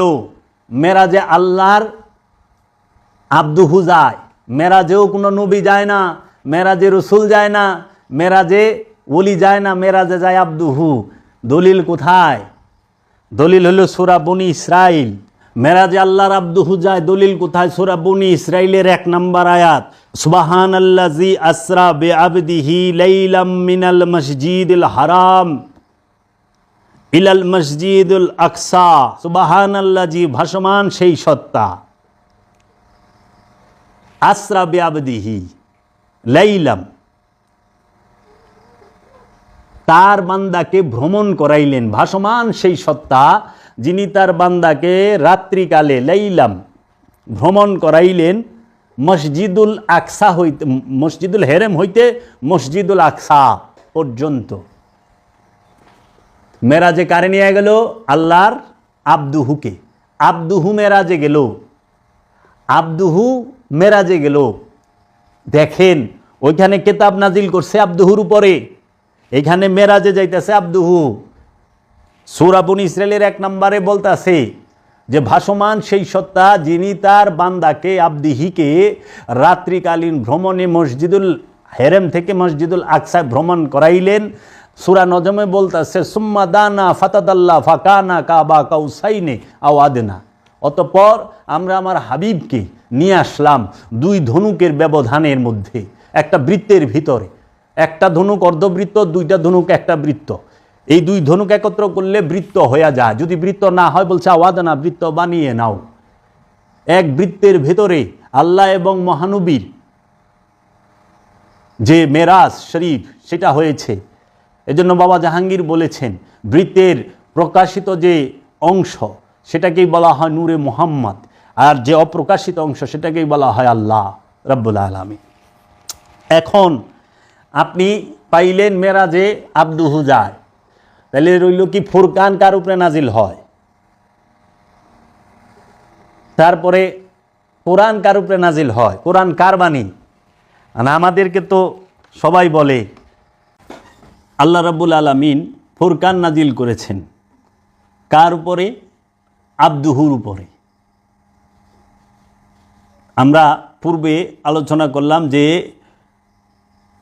কিতাব নাজিল হইল আব্দুহুর উপরে, মেরাজে গেল আব্দুহু কোরআন থেকে দলিল দিয়ে। এখন ফুরকান নাজিল হয়েছে, সেটাও কোরআনে সূরা ফুরকান 25 নম্বর সূরার ফুরকানের 1 নম্বর আয়াত। আল্লাহ বলতেছেন তাবারাকাল্লাযী নাজ্জালাল ফুরকানা আলা আবদিহি লিয়াকুনা লিল আলামিনা নাযীরা। অর্থাৎ কত কল্যাণময় তিনি যিনি এই ফুরকান তার বান্দার উপরে নাজিল করেছেন যাতে সে বিশ্বজগতের জন্য সাবধানকারী হয়। সমস্ত আলমের জন্য সাবধানকারী কে? আল্লাহর আব্দুহু, যার উপরে আল্লাহ ফুরকান নাজিল করেছেন। তাবারাকাল্লাযী, কত কল্যাণময় তিনি যিনি সমস্ত জগৎ সমূহের সাবধানকারী, সমস্ত জগৎ সমূহের সবাইকে সাবধান করার জন্য ফুরকান নাজিল করলেন তার আব্দুহুর উপরে, তার বান্দার উপরে। তাহলে ফুরকান নাজিল হয় বান্দার উপরে, আল্লাহর আব্দুহুর উপরে। কিতাব নাজিল হয় আল্লাহর আব্দুহুর উপরে, মেরাজে যায় আল্লাহর আব্দুহু। এখন কোরআন নাজিল হয় কার উপরে? এখন কোরআন কি বলতেছে কোরআনুল মাজিদ সম্পর্কে? আমি শুধু মহানবীর শান মান জালওয়া সম্পর্কে বলতেছি যে মহানবীর শান কি, মান কি। এই বেদবের দলেরা, সালাফি খারিজির দলেরা যে বলে মহানবী তাদের মতো মানুষ, নাউজুবিল্লাহি মিন যালিক, এগিনার পিছে নামাজ পড়েন কেমনে আপনারা? এগুলার ওয়াজ শুনেন কেমনে আপনারা? ছি ছি ছি ছি ছি ছি। আর পিছে নামাজ পড়েন? নামাজ তো পড়তে ইমামের পিছে নামাজ পড়ে ইমানদারে। যে নবীকে মাটি মনে করে, যে নবীকে মানুষ মনে করে, সেই তো বেঈমান, ওরই তো ইমান নাই। নামাজ তো অনেক দূরের ব্যাপার। ইমানদারের লেগে সালাত, ইমানদারের লেগে সিয়াম, ইমানদারের লেগে আবাদত। যার ইমানই নাই তার আবাদত কিসের? ইমান আনার পরে সেন আবাদত। বলতেছেন সূরা বুরুজে, বাল হুয়া কুরআনুন মাজিদ, বাল হুয়া কুরআনুন মাজিদ, বরং ইহা সম্মানিত কুরআন, ফি লাউহে মাহফুজ, তাহাদের স্মৃতিফলকের মধ্যে সংরক্ষিত। লৌহে মাহফুজে কোরআন সংরক্ষিত থাকে। কোরআন আলমারিতেও থাকে না, কোরআন রেহেলের উপরেও থাকে না, কোরআন মসজিদ মন্দিরে থাকে না, লৌহে মাহফুজে থাকে। আল্লাহ নিজে কইতাছে কোরআন লৌহে মাহফুজে সংরক্ষিত। আর আমরা কোরআন সংরক্ষণ কোথায় করছি? এখন আলমারিতে, তাকে গিলাপের ভিতরে, মসজিদে, মাদ্রাসায়। তো এইখানে কি আপনারা বুঝতে পারেন না, আমরা যে কোরআন বাইন্ডিং করা কোরআন পড়ি এটা হচ্ছে মেজাজি কোরআন। এই মেজাজি কোরআন সেইটা আমরা সংরক্ষণ করে রাখি আলমারিতে, বাক্সে, তাকে, রেহেলে, গিলাপের মধ্যে, মসজিদে, মাদ্রাসায়, ঘরে এবং আমাদের যে উঁচু স্থান সেইখানে। আর নুরি কোরআন যেটা হাকিকি কোরআন, সেই কোরআন সংরক্ষিত থাকে লৌহে মাহফুজে। লৌহে মাহফুজে কোরআন সবসময় সংরক্ষিত এবং এই কোরআনের হেফাজতকারী আল্লাহ নিজে। আল্লাহ কোরআনেই বলে দিছে। আবার এখানে আল্লাহ বলতেছেন ওয়া ইন্নাহু লা তানজিলু রব্বিল আলামিন, এবং নিশ্চয়ই ইহা অবশ্যই নাজিল করা হয়েছে জগৎসমূহের রব থেকে। কোরআন কে নাজিল করে? আল্লাহ না, কোরআন নাজিল করে রবে। আল্লাহর রব এক না, গুণে পার্থক্য, সিফাত আর জাত এখানে অনেক বড় রহস্য। এটি উলিয়ে কামেল ছাড়া, মুরাকাবা মুশাহেদা ছাড়া, দাইমি জালাত ছাড়া বোঝার কোনো উপায় নাই। কাগজ কালির হরফের যে কোরআন, মেজাজি যে কোরআন, সেই কোরআন মুখস্থ করা যায়, কিন্তু নুরি কোরআন সেটা হইল হৃদয়ে, সিনায়, কলবে ধারণ করতে হয়, লৌহে মাহফুজে থাকে। এই কোরআনকে শিখতে হয়, ধারণ করতে হয়, নুরি কোরআনকে। এর জন্য কোরআন বলছে লা ইয়ামাসসাহু ইল্লাল মুতাহহারুন, কেউ স্পর্শ করতে পারে না পবিত্র ব্যতীত। পবিত্র ছাড়া এই কোরআনকে কেউ স্পর্শ করতে পারবে না। নাজ্জালা বিহি রুহুল আমিন, নাজিল করা হয়েছে ইহার সঙ্গে বিশ্বস্ত রূহ।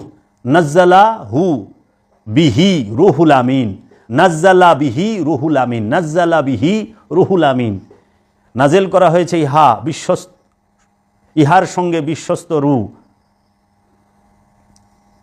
আলা কালবিকা লিতাকুনা মিনাল মুনজিরিন, আপনার কলবের উপর যেন আপনি হন সাবধানকারীদের হইতে। দেখেন, তারপর আল্লাহ বলতেছে ইন্না আনজালনা কুরআন আরবিয়া লাআল্লাকুম তাকিলুন, অর্থাৎ এই কোরআন আমরা আরবি ভাষায় নাজিল করেছি যাতে তোমরা সহজে বুঝতে পারো। আল্লাহ এই কোরআন আরবি ভাষায় নাজিল করছে। কোরআনের ভাষাটা হচ্ছে আরবি, কোরআন আরবি না, কোরআন হচ্ছে নূর, কোরআনের ভাষা হইল আরবি। এই কোরআনকে আমি আরবি ভাষায় নাজিল করেছি। কোরআনকে মহানবী নিজে, মুহাম্মদ সাল্লাল্লাহু আলাইহি ওয়াসাল্লাম নিজেই কোরআন। এই জন্য আল্লাহ বলছে এই কোরআনকে আমি আরবি ভাষায় নাজিল করেছি। মহানবী আরবে আসছেন, আগমন করছেন, আরবি ভাষায় বলছেন। এই আরবি ভাষায় আল্লাহ তার কোরআনকে নাজিল করেছেন। কোরআনই মুহাম্মদ সাল্লাল্লাহু আলাইহি ওয়াসাল্লাম। আবার এই কোরআন সম্পর্কেই বলা হচ্ছে কোরআন আরবি ভাষায় নাজিল করছে আল্লাহ রাব্বুল আলামিন। আর এই কোরআন হচ্ছে রসুলের বাণী। কার বাণী? কোরআন সম্মানিত রসুলের বাণী। কোরআন বলতেছে আর মোল্লারা বানায় দিছে আল্লাহর বাণী। আবার রসুল আর আল্লাহ যে এক, এইটা আবার মোল্লারা মানে না, আল্লাহ রসুলের আলাদা করে। তা আল্লাহ সূরা নিসায় বলতেছে ওয়া ইউরিদুনা ইউফারিকু বাইনাল্লাহি ওয়া রাসূলি উলাইকা হুমুল কাফিরুনা হাক্কা, যারা আল্লাহ এবং আল্লাহ রসুলের মধ্যে ভাগ করে, তফাত করে, মনে মনে আলাদা করে, মনে মনে ইচ্ছা করে যে আল্লাহ আলাদা রসুল আলাদা, তারাই 100% কাফের। সূরা নিসার 150, 51, 52 নম্বর আয়াতে। এবং আল্লাহ কইতেছে এই কোরআন হচ্ছে সম্মানিত রসুলের বাণী। ইন্নাহু লা কাউলু রাসূলিন কারীম, ইন্নাহু লা কাউলু রাসূলির কারীম, নিশ্চয়ই এই কোরআন এক সম্মানিত রসুলের বাণী। 69 নম্বর সূরা হাক্কার 40 নম্বর আয়াত।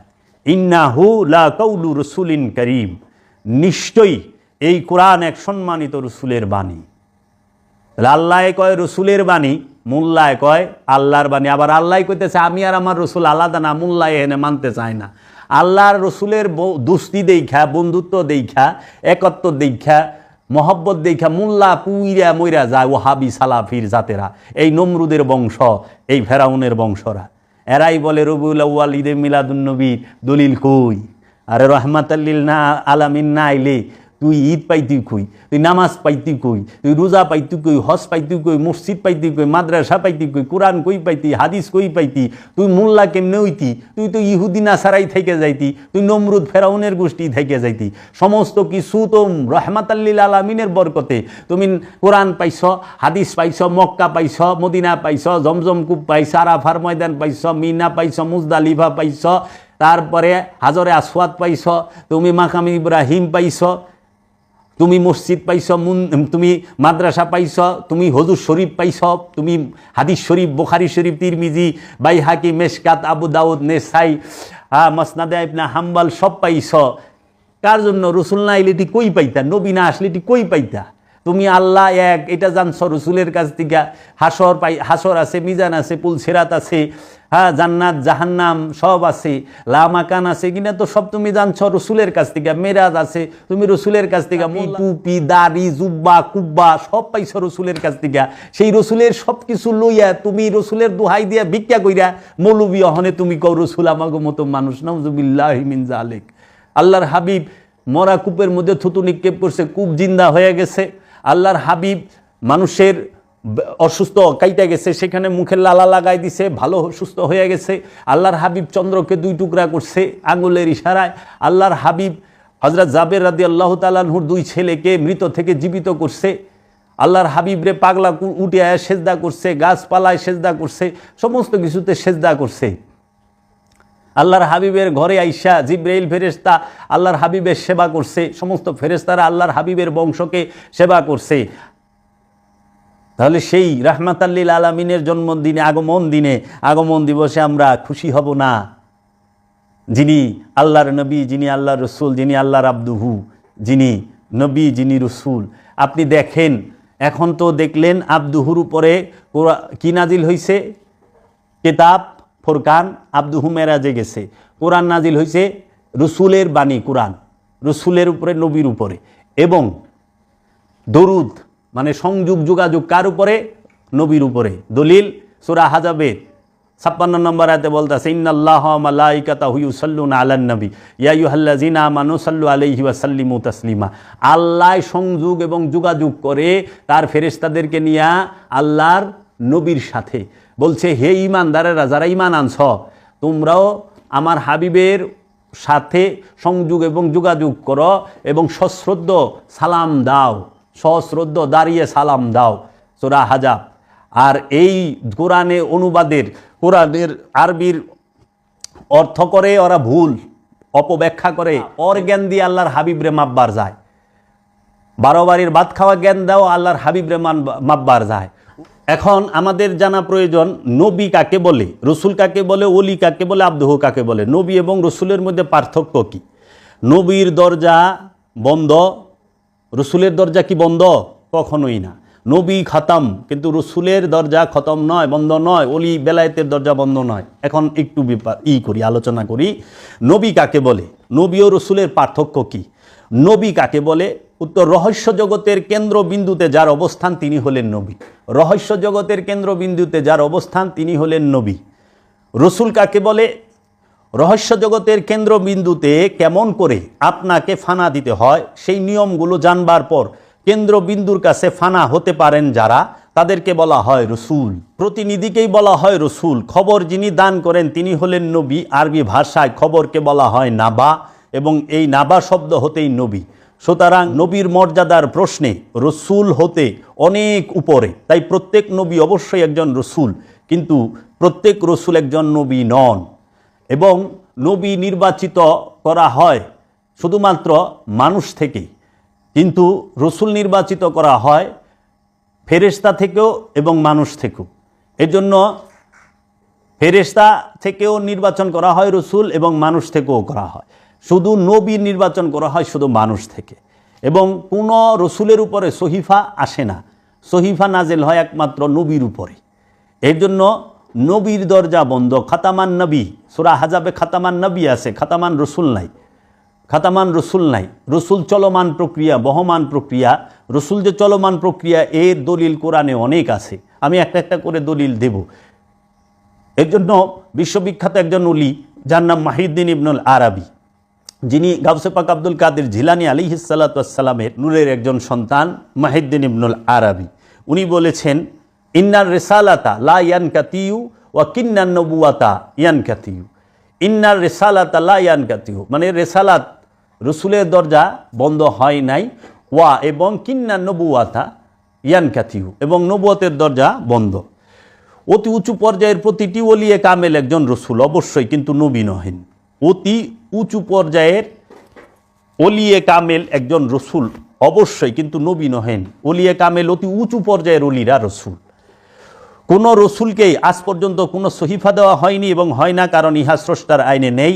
কোরআন, ইনজিল, তাওরাত এবং জবরুত নামক সহিফাগুলো নবীর মাধ্যমে তথা উসিলাতে পাঠানো হয়েছে, এবং এই নবীরা প্রত্যেকে আবার এক একজন রসুল।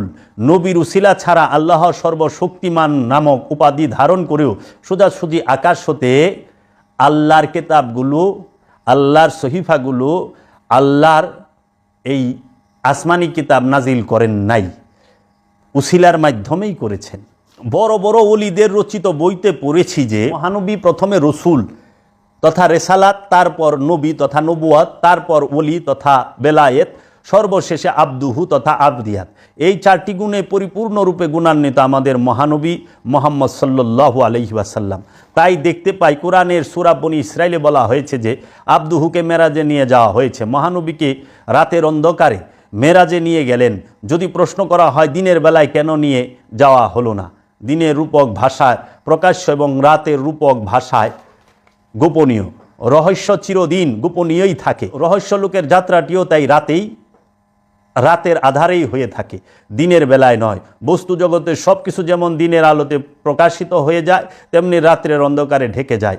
বৈশ্বিক কাজকর্ম, ব্যবসা বাণিজ্য, হিসাব নিকাশ, দৌড়াদৌড়ি, লাফালাফি দিনের বেলাতেই দেখতে পাই। সবর তথা ধৈর্য যেমন দেখানো যায় না, তেমনি আল্লাহর অলি হবার বিষয়টিও দেখানো যায় না। ইহা একান্তই গোপনীয় বিষয়। প্রকাশ হয়ে গেলেই ধরা পড়ে যায়, আর ধরা পড়ে গেলেই পরীক্ষা করার কথাটি হালকা হয়ে যায়। এখন আব্দুহুর বিষয়। আব্দুহুকে নবী তো যিনি রহস্য জগতের কেন্দ্রবিন্দুতে অবস্থান করেন তিনি হচ্ছেন নবী, এবং এই নবীকে কেন্দ্র করে যিনি ফানা হওয়ার চেষ্টা করেন তিনি হচ্ছেন রসুল। এখন আব্দুহুকে নবী আরবি শব্দ সৌদি যে কোরআনের তাফসীর করছে, মারিফুল কোরআন অনুবাদ করছে, এখানে এই একটা শব্দের অর্থই তারা করে নাই। নবী শব্দের অর্থ কি? নবী শব্দের অর্থ হচ্ছে গায়েব জাননেওয়ালা, আর আব্দুহু শব্দের অর্থ হচ্ছে যিনি গায়েব জানায় তিনি। এর জন্য এটা দলিল কই সূরা কাহাফে। সূরা কাহাফকে ওহাবি ফেরকার অনুসারী মৌলবীরা এবং সালাফিরা ভূত দেহার মতো ডরায়, জমের থেকেও বেশি ডরায়। কারণ এই সূরা কাহাফে হযরত মূসা আলাইহিস সালাতু ওয়াস সালাম একজন জাদরেল নবী এবং রসুল, তাহাকে একজন আল্লাহর আব্দুহু বলতেছেন যে আপনি আমার সাথে ধৈর্য ধারণ করতে পারবেন না, যেটা তাফসীর কারকরা রূপক একটা নাম দিছে খিজির, হযরত খিজির আলাইহিস সালাতু ওয়াস সালাম। খিজির শব্দটা কোরআনে কোথাও নাই, এটা রূপক একটা ভাষা, এটা অনুবাদকগণ দিয়েছেন। খিজির শব্দের অর্থ হচ্ছে চিরসবুজ, কিন্তু সেই খিজিরের আরবিটা হচ্ছে আবদিহি। এই আবদিহি দুই সমুদ্রের মিলন স্থলে মুসানবী এই আব্দুহুর দেখা পায়। মুসানবী গেছিল এই আব্দুহুর কাছে জ্ঞান অর্জন করতে। নবী সে যদি জ্ঞান অর্জন করতে আব্দুহুর কাছে যায়, তাহলে আব্দুহু কত উঁচু পর্যায়ের জ্ঞানী। রসুল এবং নবী যদি আব্দুহুর কাছে জ্ঞান অর্জন করতে যায়, তাহলে সেই আব্দুহু কত উঁচু পর্যায়ের জ্ঞানী। এই আব্দুহুই হচ্ছেন হযরত মুহাম্মদ সাল্লাল্লাহু আলাইহি ওয়াসাল্লাম। বাবা জাহাঙ্গীর বলেছেন, যিনি খিজির তিনি আব্দুহু, যিনি আব্দুহু তিনি মুহাম্মদ সাল্লাল্লাহু আলাইহি ওয়াসাল্লাম, যিনি খিজির তিনি মুহাম্মদ সাল্লাল্লাহু আলাইহি ওয়াসাল্লাম। এই হযরত মূসা আলাইহিস সালাতু ওয়াস সালাম আব্দুহুর কাছে যখন জ্ঞান অর্জন করতে যায়, তখন মহানবী আব্দুহু বলে যে জ্ঞান অর্জন তো অনেক দূরে রাখেন, আপনি আমার সামনে ধৈর্যই ধরতে পারবেন না, ধৈর্য ধারণ করতে পারবেন না। তিনটি ঘটনা একে একে ঘটলো। যদি কোনো প্রশ্ন করেন আপনি আপনার রাস্তায়, আমি আমার রাস্তায়। কোরআনে সূরা কাহাফে বলতেছে কালা হাজা ফারিকু বাইনি ওয়া বাইনিকা, এখানে আপনি আর আমার মধ্যে তফাৎ, আপনি ধৈর্য ধারণ করতে পারলেন না, আপনার রাস্তায় আপনি, আমার রাস্তায় আমি। এই আল্লাহর আব্দুহু, এই আব্দুহুর কথা কোরআনে বোঝায়, কিন্তু আজ পর্যন্ত কোনো মৌলবী কোনোদিন কয়ে পারছে? কারণ তারা কোরআন গবেষণা করে নাই। তারা জীবনে একটা না 1 বছর 2 বছর অথবা 5 বছর অথবা 4টা মাসের মুরাকাবা মুশাহেদা করে নাই, 4টা মাসের ধ্যান সাধনা মুরাকাবা, মহানবীর হেরা গুহার মুরাকাবা করে নাই। রহস্য জগতের কথা কেমনে কইব? আব্দুহু তো রহস্য জগতের বিষয়, আব্দুহু তো এই হুজুর শরীফের বিষয় না। এই হুজুর শরীফ দেয়া নবী রসুল ওলি আউলিয়া আব্দুহুগো ঢাইকা রাখছে। খালি হুজুর শরীফ পড়ো আর মশলার বই, এজমা কিয়াসের বই, আর আপনাকে ওই যে ফজিলত ধরাই দিছে, এইটা কইবে না তো ছোয়াব, ওইটা কইবে না তো ছোয়াব, ওইটা কইবে না তো। আপনারা ছোয়াব লয়া পাগল, কোনো সময় জানলেনই না যে নবী কাকে বলে, রসুল কাকে বলে, অলি কাকে বলে। সালাত তো ইমানদারের লেগা, যে নাকি নবীর উপরে ইমানই আনে নাই তারে আবার আপনারা নামাজি কোন কেনে। তো এখন এই আব্দুহুর কাছে রহস্যের জ্ঞান পাওয়া যায়। এই আব্দুহু ছাড়া রহস্যের জ্ঞান পাওয়া অসম্ভব। আব্দুহু রহস্যের জ্ঞান বলে মুসা নবীরে তিনটা ঘটনা বইলা দিল, যে নৌকার তলি সেট করলো, বাচ্চাটারে মাইরা ফেলাইলো, দেওয়াল নির্মাণ করলো। কি আছে এর পিছনে হাকিকত নবী জানলো না, ওলি জানায় দিল।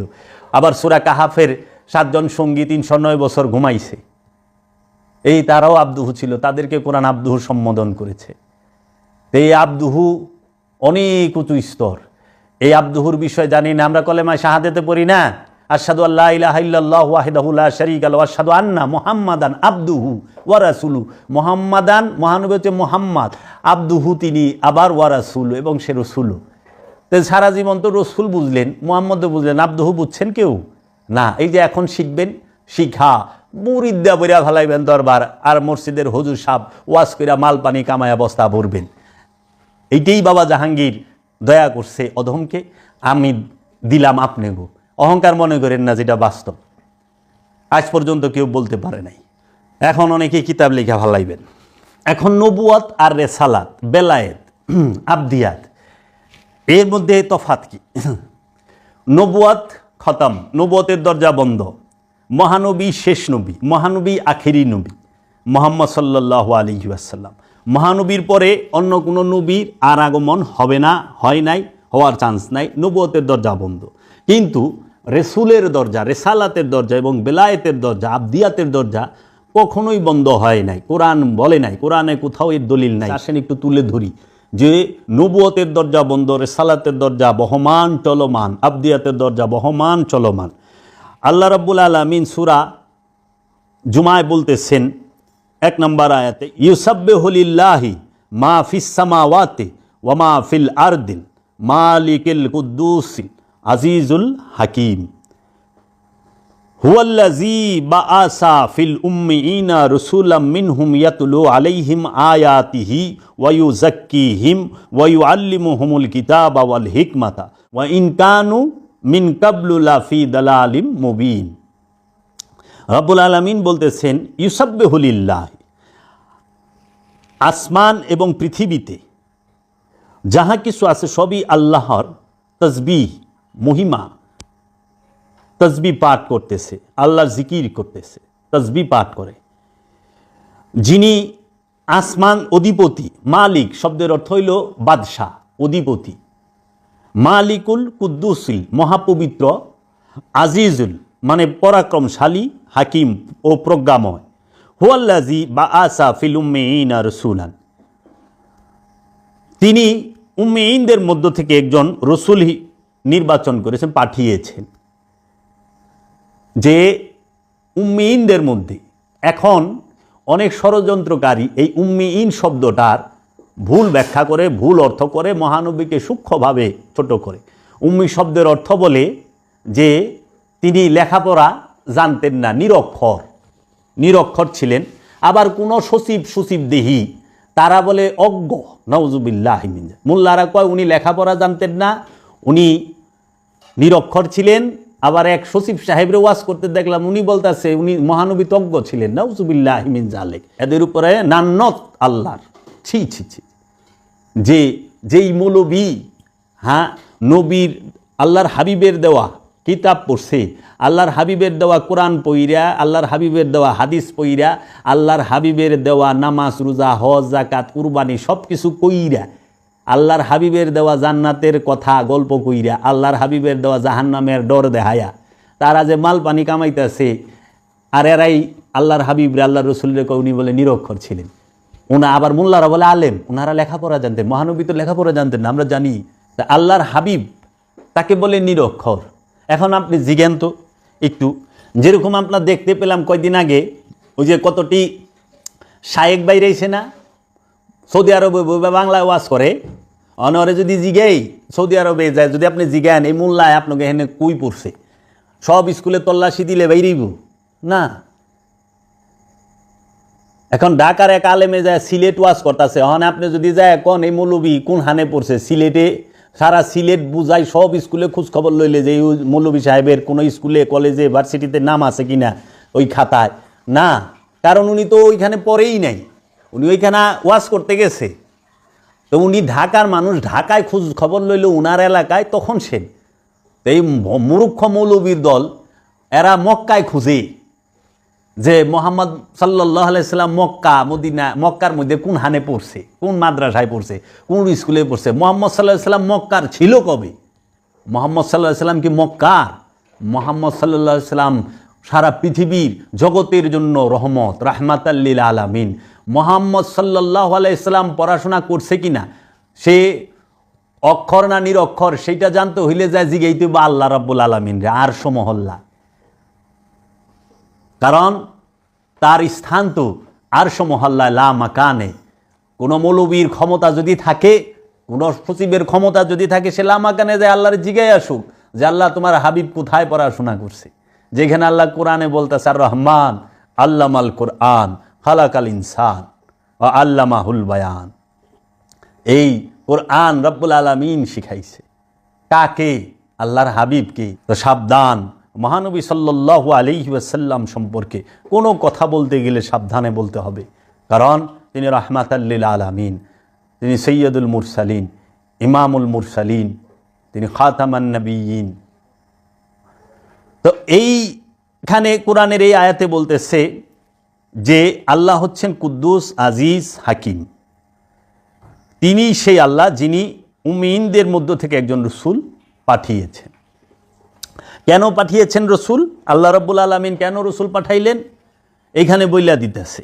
রসুল আগমন করেছেন। রসুল কেন আগমন করেছেন আল্লাহ পাক এখানে বলতেছেন ইয়াতলু আলাইহিম, ইয়াতলু মানে সে তেলাওয়াত করবে, আলাইহিম তোমাদের কাছে, তাদের কাছে। ইয়াতলু আলাইহিম আয়াতিকা, আয়াত মানে নিদর্শন। আল্লাহর নিদর্শন কি? এখানে একটা কথা বলে রাখা ভালো, আল্লাহর আয়াত আর শায়ের এক না। একটা হলো আয়াতিল্লাহ মানে আল্লাহর নিদর্শন, আর তার শায়ের ইল্লাহ আল্লাহর নিশানি। নিশানি আর আয়াত কখনোই এক না। নিশানি শায়ের আর আয়াত এক না। এখন আয়াত বানায় দিছে এই মোল্লা মুন্সি এবং ওহাবি, সালাফি, খারিজি এবং উমাইয়া আব্বাসিয়া রাজবংশের লোকেরা। কোরআনের যে কোরআনুল মাজিদ সহিফার যে লাইন, এই লাইনেরে বানাইছে আয়াত। লাইন কি আয়াত? নিশানি, আল্লাহর নিশানি। ইয়াতলু আলাইহিম যিনি তিলাওয়াত করবেন, নিশানি। আল্লাহর হাবিব যখন নিশানি তেলাওয়াত করেছেন তখন কি লাইন ছিল? ছিল না। আল্লাহর হাবিব যে কোরআন আমাদেরকে দান করেছেন সেই কোরআন কি বাইন্ডিং করা ছিল, কাগজ কালির ছিল? না, সেটা জবানি কোরআন ছিল, নূরি কোরআন ছিল। আল্লাহর হাবিব তার জবানি কোরআন, আল্লাহর হাবিবের ঠোঁটে, আল্লাহর রসুলের ঠোঁটে, মোহাম্মদ সাল্লাল্লাহু আলাইহি সাল্লামের ঠোঁটে আমরা কোরআন পাইছি, নূরি কোরআন, জবানি কোরআন। এই জবানি কোরআনকে লিপিবদ্ধ করে এই কিতাবের আকারে, বইয়ের আকারে, সহিফার আকারে সাহাবায়ে কেরাম আনছে, কিন্তু মহানবী বলে নাই যে তোমরা এটা বইয়ের আকারে কইরো। কোনো হাদিসেই নাই, কেউই দেখাইতে পারো না যে মহানবী বলছে তোমরা এই সহিফাকে একত্রিত করো। এটা সাহাবায়ে কেরামরা করছে। তো যে মৌলবীরা কয় মহানবী যা করেননি, সাহাবারা যা করেন নাই, আমরা তাহা করব না, তাহলে মহানবী তো কোরআন লিপিবদ্ধ করবার কয় নাই, সাহাবায়ে কেরামরা করছে। তো মহানবী যা কয় না ওটা তো সাহাবারা করলো, আবার সাহাবায়ে কেরাম যা করছে। এখন যে সাহাবায়ে কেরামরা অনেক সংস্কার করছে, তারপরে মহানবী যা করবো না, সাহাবি তা করবো না, আপনি তা করবেন। আপনি একটু খেয়াল করেন তো, যাইয়া দেখেন যে আমরা যে জুমার নামাজ যে পড়েন, একটা হলো প্রথম আজান দেয় আর খুতবার আগে যে আজানটা দেয়, এই আজানটা কে দিছে, কে পরিবর্তন করছে, কে সংযুক্ত করছে? এটা কি রসুলের জমানায় ছিল? আচ্ছা, একটু যাই না নিবেন, জিজ্ঞেস করেন আপনার মসজিদের মৌলবীরে। তারপরে এই যে খুতবা আমরা দেই, ঝালাতের আগে খুতবা দিত না, সালাতের পরে খুতবা দিত। এই মবিয়ার আমল থেকে হইল সালাতের আগে খুতবা আনছে, পরে সালাত আনছে। তাও কেন? মবিয়ার আমলে 70,000 মসজিদে মহানবী এবং আলে রসুলের উপরে অভিশাপ দিত, নবী বংশের উপরে এই মবিয়ার নিযুক্ত বেতনখোর মৌলবীরা, তারা অভিশাপ বর্ষণ করত। এই অভিশাপ বর্ষণ করতো। এর জন্য মানুষ সাহাবায়ে কেরাম অনেকেই ছিল যে তারা সহ্য করতে পারতো না, তারা সালাত পইরা চলে যেত, খুতবা শুনতো না। পরে কি করছে, খুতবা আগে আনছে, সালাত পড়াচ্ছে, তুমি তো সালাত না পড়ে যেতে পারবা না। সিস্টেম দেখেন গেল। আচ্ছা, আপনারা যে এই যে কোরআনে জের জবর পেশ, ছোট মত বড় মত, এটা তো কোনো নবী লাগায় না, মহানবী দিছে না, সাহাবায়ে কেরাম দিছে না, তাবেঈন দিছে না, তাবেঈন দিছে না, দিছে কে?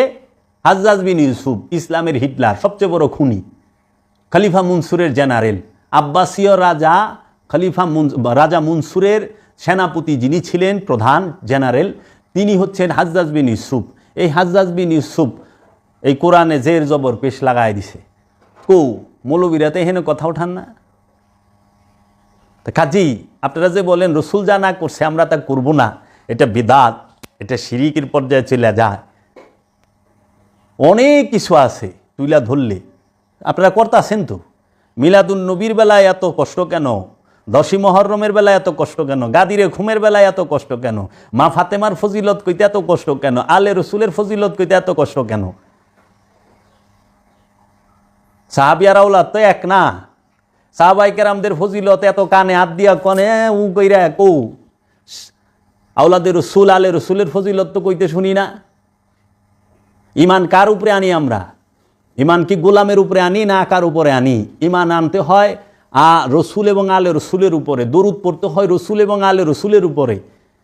তো এখন যারা রসুল এবং আলে রসুলের উপরে ইমান আনছে, তারা আলে রসুল এবং রসুলকে, রসুলের উপরে দরুদ পাঠ করব, সালাম দিব, সালাত করব। আর যারা নাকি মুনাফিক উপরে ইমান আনছে, জাগো প্রেম মুনাফিক সাথে, মুনাফিকের বংশের সাথে, তারা কেন রসুলকে সালাম দিবে? রসুলের সামনে দাঁড়িয়ে মিলাদ পড়বে, রসুলের দরুদ পড়বে, দাঁড়িয়ে সালাম দেবে? কারণ তারা তো ইমান আনছে মুনাফিক। এখানে জগতের বুকে মুহাম্মদ সাল্লাল্লাহু আলাইহি ওয়াসাল্লামের শান মান মর্যাদাকে যদি পরিপূর্ণভাবে কেউ তুলে ধরে থাকে, সে হচ্ছে কালান্দার বাবা জাহাঙ্গীর বা ইমান আল সুরেশ্বরী। যদি কারো শুনতে মনে চায় সেজন্য আমার কাছে আসে, আমি শুনিয়ে দেব বাবা জাহাঙ্গীর থেকে। বাবা জাহাঙ্গীর রসুল প্রেমিক, আলে রসুলের প্রেমিক, সাহাবায়ে কেরামদের প্রেমিক। যারা সত্যিকার সাহাবা তাদেরকে অনেক সম্মান মর্যাদা বাবা জাহাঙ্গীর করেন। ইমান কি? ইমান আনতে হয় কার কাছে? যদি মহানবীকে ভালোবাসলে, মহানবীর কথা বললে শিয়া হয়, যদি মা ফাতেমার কথা বললে শিয়া হয়, যদি মাওলা আলীর কথা বললে শিয়া হয়, যদি ইমাম হাসান হুসাইন আলাইহিস সালাতু ওয়াস সালামের কথা বললে শিয়া হয়, যদি জলিলুল কদর সাহাবাইদের কেরামদের কথা বললে শিয়া হয়, যদি ওলি আল্লাহদের কথা বললে শিয়া হয়,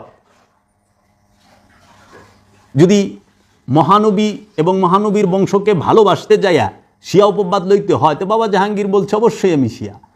যদি মহানবীকে ভালোবাসা, আর যারা নাকি মবিয়ারে ভালোবাসা সুন্নি হয়ে গেল, এজিদরে ভালোবাসা সুন্নি হয়ে গেল, যারা নাকি মারওয়ানের বংশরে ভালোবাসা সুন্নি হয়ে গেল, যারা আব্দুল ওহাব নজদিরে ভালোবাসা সুন্নি হয়ে গেল, যারা নাসিরউদ্দিন আলবানিরে ভালোবাসা সুন্নি হয়ে গেল, যারা জাকির নালায়েকরে ভালোবাসা সুন্নি হয়ে গেল, যারা এই যে এরকম গাবগাছি বটগাছি এইরকম যে গিনা আছে ইগিনারে ভালোবাসা যদি সুন্নি হয়ে যায়, যারা নাকি এই ওহাবি খারিজি বাটালবি এইগুলারে ভালোবাসা সুন্নি হয়ে যায়, যারা মুনাফিকদের ভালোবাসা সুন্নি হয়ে যায়, তাইলে পরে বাবা জাহাঙ্গীর কইছে আবু সুফিয়ান, মবিয়া, মারওয়ান, ইয়াজিদ, আব্দুল হাম নজদি, নাসিরউদ্দিন আলবানি, এদেরকে ভালোবাসা যদি সুন্নি হইতে হয়, আমার জীবনও দরকার নাই সুন্নি হওয়ানের।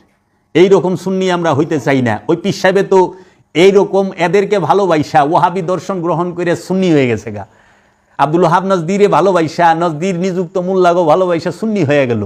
আর বাবা জাহাঙ্গীর আলে মোহাম্মদ সাল্লাল্লাহু আলাইহি ওয়াসাল্লাম এবং মোহাম্মদ সাল্লাল্লাহু আলাইহি ওয়াসাল্লাম এবং মহানবীর প্রেমিকদের ভালোবাসা শিয়া হয়ে গেল। তাহলে আমিও তো সেই কাতারেই আছি। আমি মোহাম্মদ এবং আলে মোহাম্মদের উপর ঈমান আনছি, আমি কোনো মুনাফিকের উপর ঈমান আনি নাই।